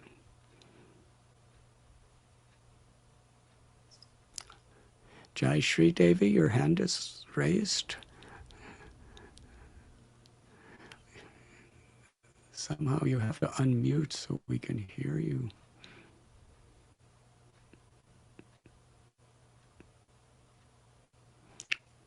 Can someone unmute Jai Shri Devi? Yeah. You are. Yay!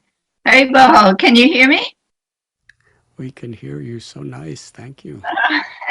I tried to unmute about 50 times, but it wouldn't let me. How are you, Maharaj? So nice to see you. Happy to see you after a long, long time. So many years. I know. Everyone's telling you to go there, but don't forget New Vrindavan. We miss you very much. Sometime, please come.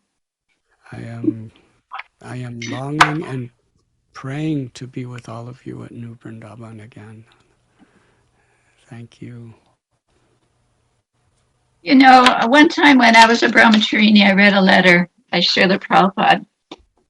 And in that he was talking about a temple president and a head pujari, that they had left Krishna consciousness and nobody could figure out why. You know, it's like they were there doing great service and all of a sudden they were gone. And Prabhupada said that Krishna took away their desire because of their offenses to devotees.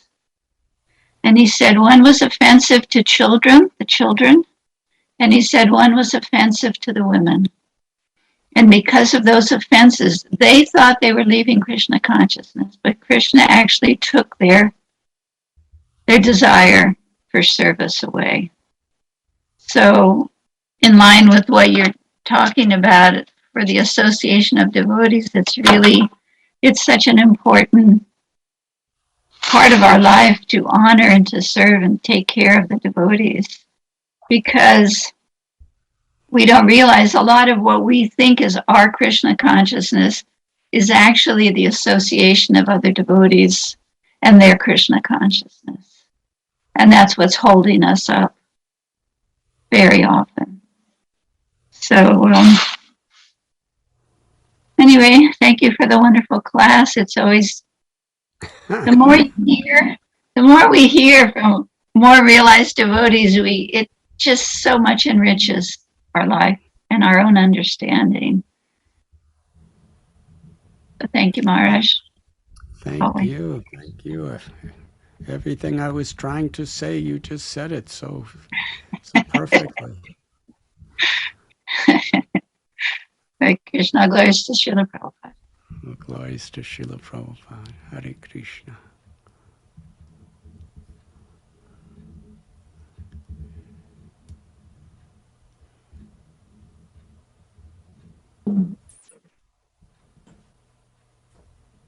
Would you like to take one more question, Maharaj? I am seeing Radharani Leela and Ramainitai Prabhu. Would you like to speak something, please?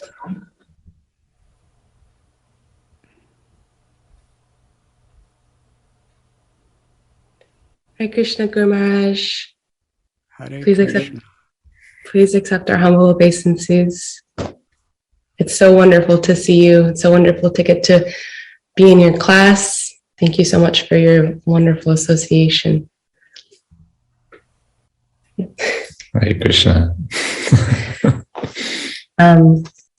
My question, I really appreciated just the theme of compassion that you spoke about in today's lecture. And this line that you said, that spiritual progress is measured based on how our compassion is not selective. And that was kind of after you had introduced the story of Bharat Maharaj and how he saw Krishna in the heart of the deer. And so he felt inspired to take care of the baby deer. And how, I was hearing you say how to have full compassion is to have compassion for the body, mind, and soul, and how sometimes we can lose sight of the needs of the soul for ourselves, and then therefore we can't give that to others, and we can't offer true compassion. And so in the spirit of service to others, we want to try to cultivate our own sadhana, our own spiritual practice and connection to Krishna. And I guess part of my question is, I just find that how can we take steps towards coming to the point where our compassion is not selective for others? I feel like there's potentially a process, and we definitely need to immerse ourselves in cultivating our sadhana in order to recognize the needs of the soul, so that the compassion that we are offering is full compassion or true compassion.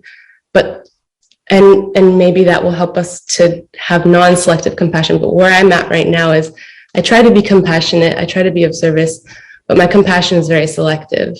And I can struggle when there's interpersonal conflict, or when my personality clashes with another devotee's personality, and I don't want to commit offenses. And I truly do want to be of service and have non-selective compassion.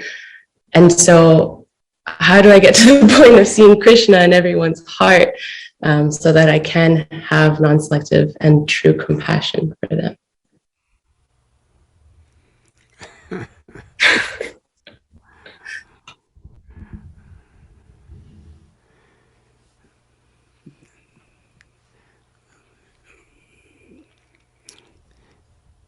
Srila Prabhupada gave us his books to give us the knowledge by which we understand how to utilize our time. We understand what we should desire and how we can cultivate those desires.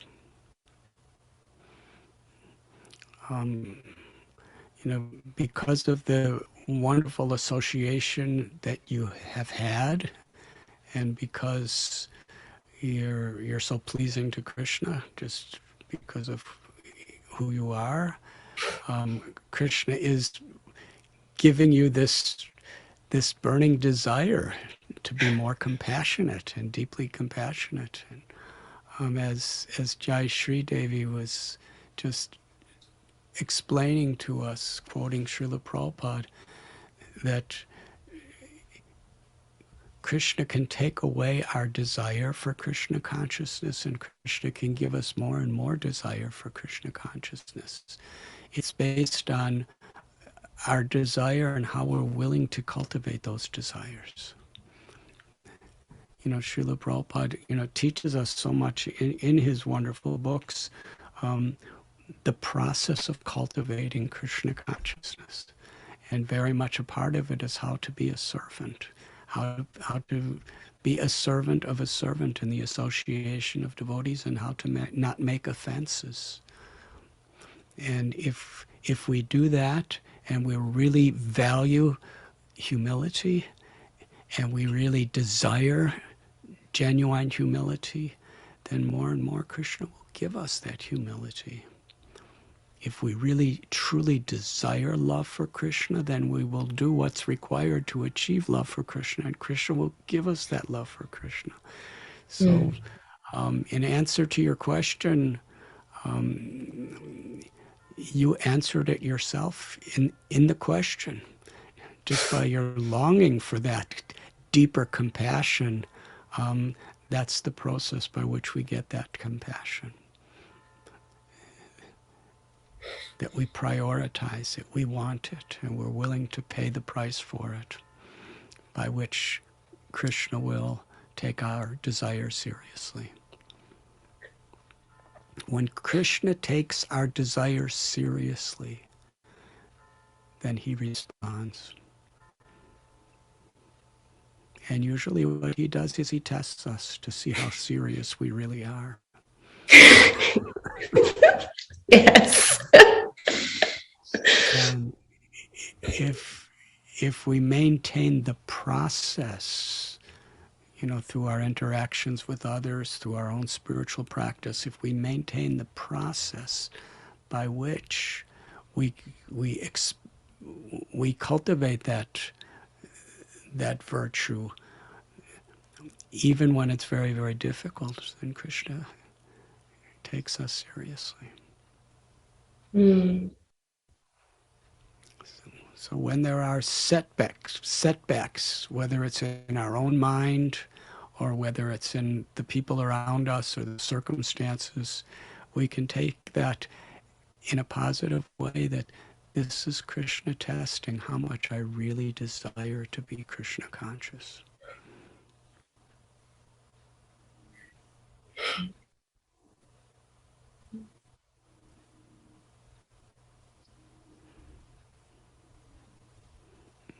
Does that answer your question? It does. Thank you so much, Maharaj. Thank you. And I think we should end here.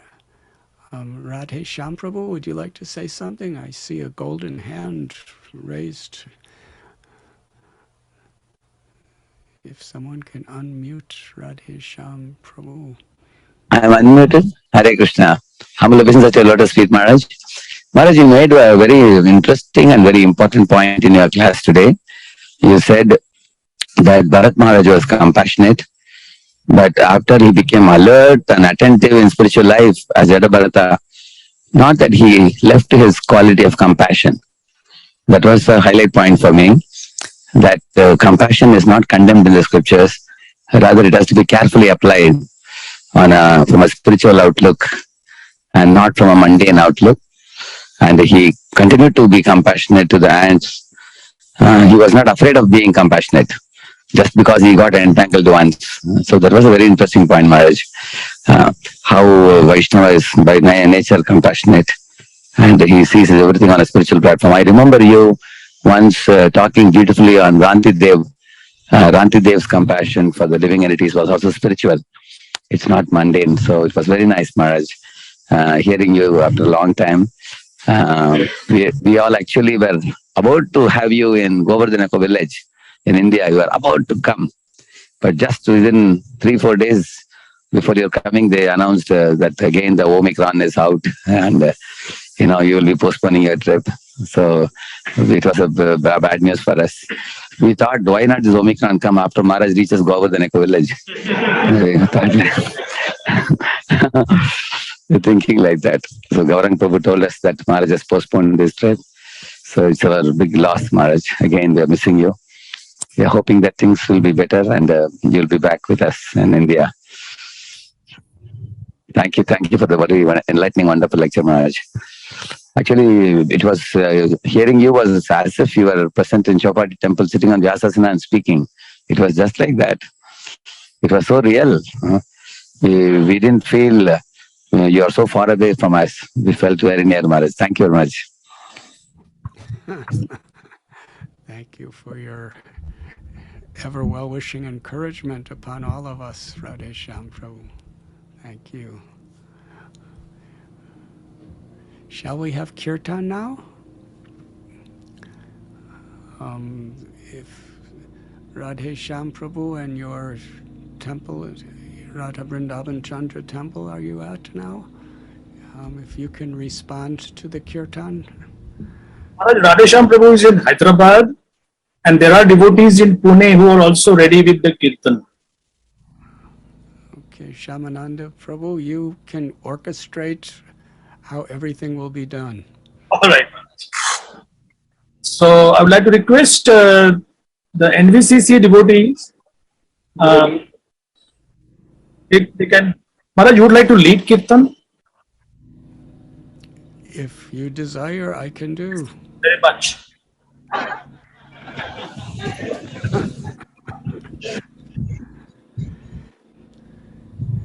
Nama Om Vishnu Padaya Krishna Prishtaya Bhutale Srimati Bhakti Vedanta Swami Iti Namine.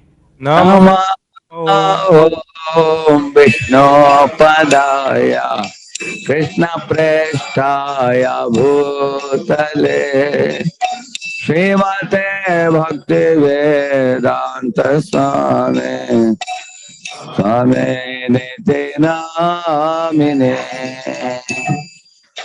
Namaste Saraswati Deve Gauravani Pracharine Nirvishesha Shunyavadi Paschatya Deshatharine. Namaste Saraswati Deve Gauravani Pracharine Nirvishesha Shunyavadi Paschatya Deshatharine. Sri Krishna Chaitanya Prabhu Nityananda Sri Advaita Gadadhar Srivasadi Gaur Bhakta Brinda. Jaya Shri Krishna Chaitanya Prabhu Nityananda Radha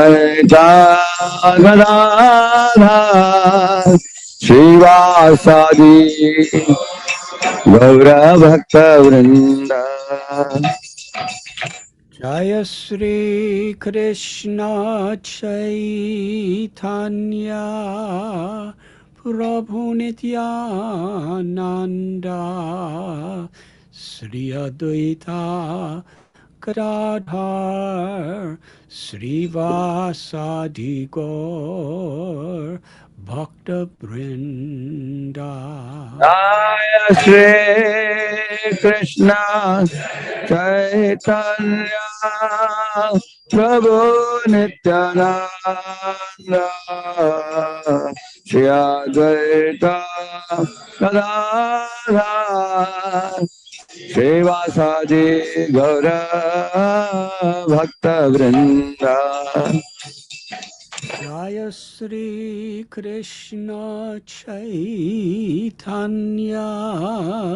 Prabhu Nityananda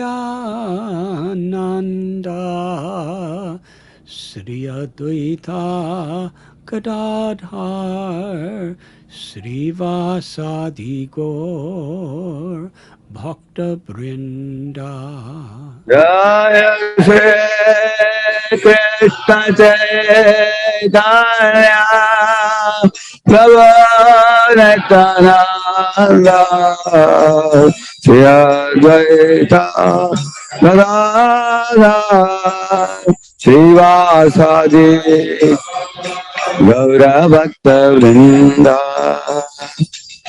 Hare Krishna, Hare Krishna, Krishna Krishna, Hare Hare, Hare Rama, Hare Rama, Rama Rama, Hare Hare. Hare Krishna, Hare Krishna, Krishna Krishna, Hare Hare, Hare Rama, Hare Rama, Rama Rama, Hare Hare. Hare Krishna, Hare Krishna, Krishna Krishna, Hare Hare, Hare Rama, Hare Rama, Rama Rama, Hare Hare. Hare Krishna, Hare Krishna, Krishna Krishna, Hare Hare, Hare Rama, Hare Rama, Rama Rama, Hare Hare. Hare Krishna, Hare Krishna, Krishna Krishna, Hare Hare, Hare Rama, Hare Rama, Rama Rama, Hare Hare. Hare Krishna, Hare Krishna, Krishna Krishna, Hare Hare, Hare Rama, Hare Rama, Rama Rama, Hare Hare. Hare Krishna, Hare Krishna, Krishna Krishna, Hare Hare, Hare Rama, Hare Rama, Rama Rama, Hare Hare. Hare Krishna, Hare Krishna, Krishna Krishna, Hare Hare, Hare Rama, Hare Rama, Rama Rama, Hare Hare. Hare Krishna, Krishna Krishna, Hare Hare, Hare Rama, Rama Rama, Hare Hare. Hare Krishna, Krishna Krishna, Hare Hare, Hare Rama, Rama Rama, Hare Hare. Hare Krishna, Krishna Krishna, Hare Hare, Hare Rama, Rama Rama, Hare Hare. Hare Krishna, Krishna Krishna, Hare Hare, Hare Rama, Rama Rama, Hare Hare. Hare Krishna, Krishna Krishna, Hare Hare, Hare Rama, Rama Rama, Hare Hare. Hare Krishna, Krishna Krishna, Hare Hare, Hare Rama, Rama Rama, Hare Hare. Hare Krishna, Krishna Krishna, Hare Hare, Hare Rama, Rama Rama, Hare Hare. Hare Krishna,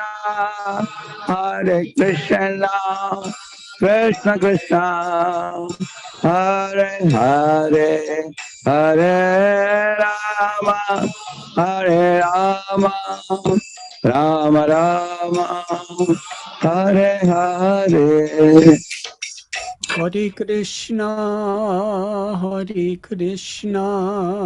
Krishna Krishna, Hare Hare, Hare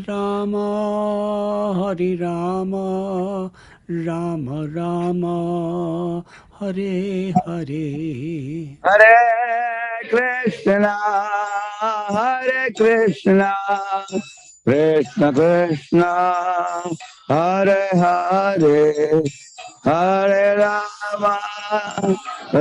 Rama, Rama Rama, Hare Hare. Hare Krishna, Krishna Krishna, Hare Hare, Hare Rama, Rama Rama, Hare Hare.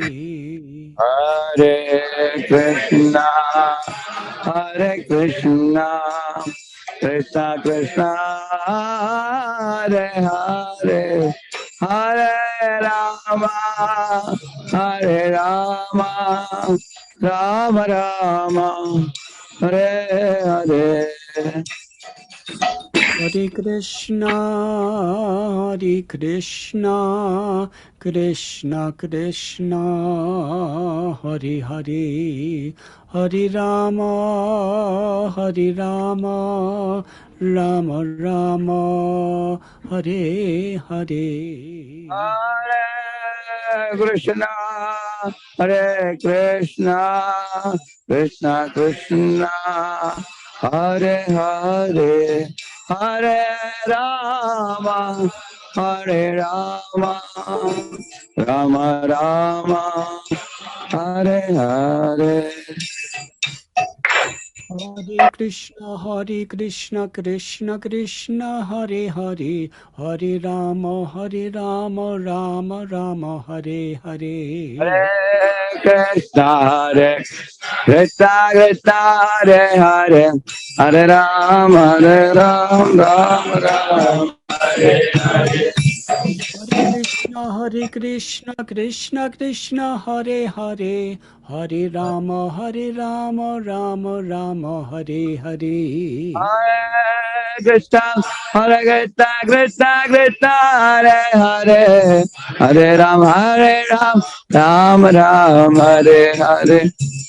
Hare Krishna, Krishna Krishna, Hare Hare, Hare Rama, Rama Rama, Hare Hare. Hare Krishna, Krishna Krishna, Hare Hare, Hare Ram, Ram Ram, Hare Hare. Hare Krishna, Krishna Krishna, Hare Hare, Hare Rama, Rama Rama, Hare Hare. Krishna, Krishna Krishna, Hare Hare, Ram Ram. Hare Krishna, Krishna Krishna, Hare Hare, Hare Rama, Rama Rama, Hare Hare. Hare Krishna, Krishna Krishna, Hare Hare, Hare Rama, Rama Rama, Hare Hare. Hare Krishna, Krishna Krishna, Hare Hare, Hare Rama, Rama Rama, Hare Hare. Hare Krishna.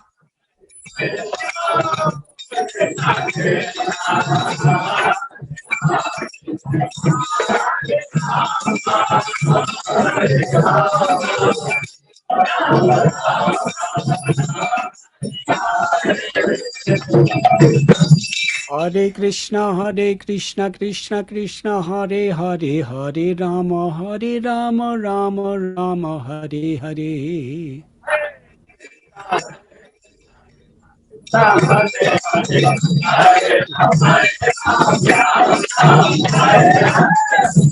Hare Krishna, Krishna Krishna, Hare Hare, Hare Rama, Rama Rama, Hare Hare.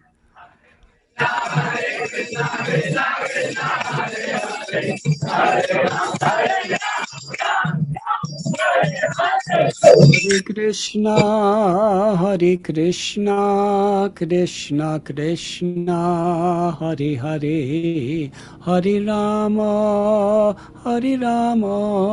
Rama Rama, Hare Hare. Hare Krishna, Hare Krishna, Krishna, Hare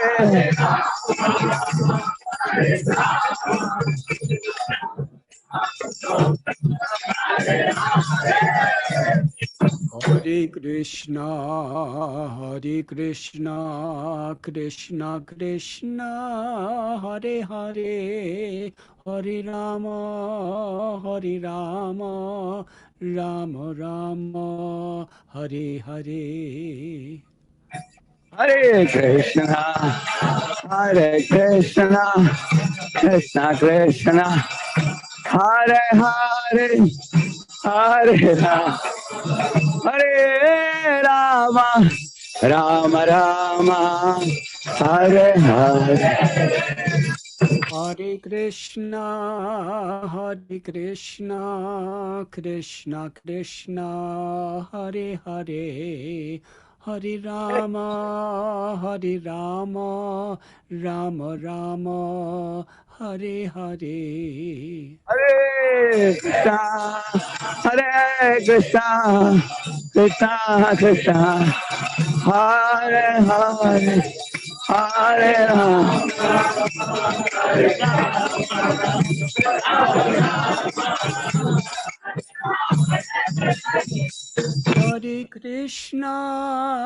Hare Krishna, Krishna Krishna, Hare Hare, Hare Rama, Rama Rama, Hare Hare. Hare Krishna, Krishna Krishna, Hare Hare, Hare Rama, Rama Rama.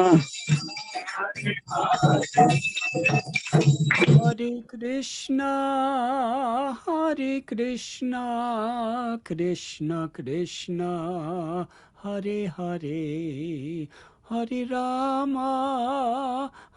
Rama, Rama Rama, Hare Hare. Hare Krishna,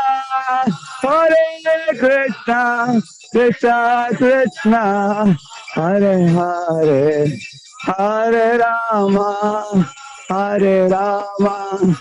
Rama Rama, Hare Hare. Hare Krishna, Krishna Krishna, Hare Hare, Hare Rama, Rama Rama, Hare Hare. Krishna, Krishna Krishna, Hare Hare, Hare Ram, Ram Ram, Hare Hare. Hare Krishna, Krishna Krishna, Hare Hare, Hare Rama, Rama Rama, Hare Hare. Hare Krishna, Krishna Krishna, Hare Hare, Hare Ram, Ram Ram, Hare Hare. Hare Krishna, Krishna Krishna, Hare Hare, Hare Rama, Rama Rama, Hare Hare. Hare Krishna,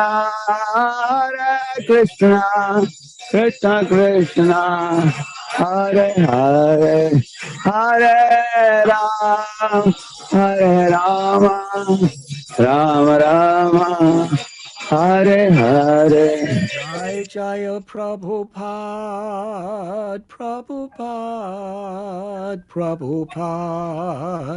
Prabhupada.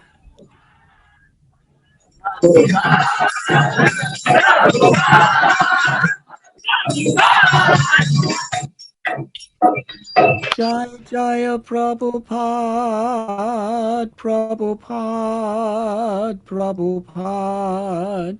Prabhupada,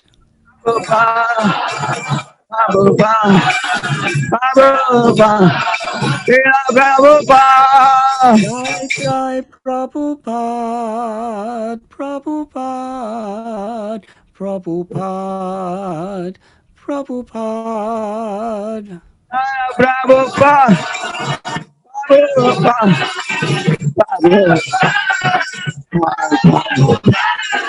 Nitai Gaura Haribo, Haribo, Haribo, Haribo. Haribo, Haribo, Nitai Gaura Haribo, Haribo, Haribo, Haribo. Haribo, Haribo, Haribo.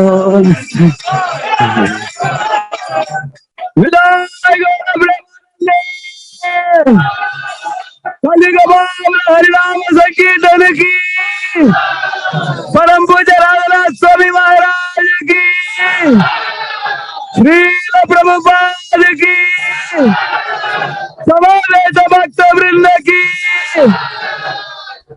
वाञ्छाकल्पतरुभ्यश्च कृपा सिन्धुभ्य एव च पतितानां पावनेभ्यो वैष्णवेभ्यो नमो नमः। अनंत कोटि वैष्णव वृंद की, राधनाथ स्वामी महाराज की। वीडियो ऑन है।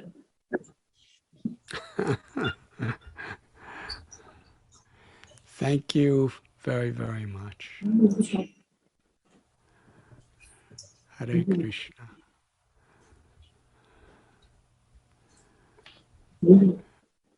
Thank you very much, Maharaj. And a big thank you to all the devotees for participating. We hope that we will have many such programs, and we will be notifying you about the next one. Hare Krishna.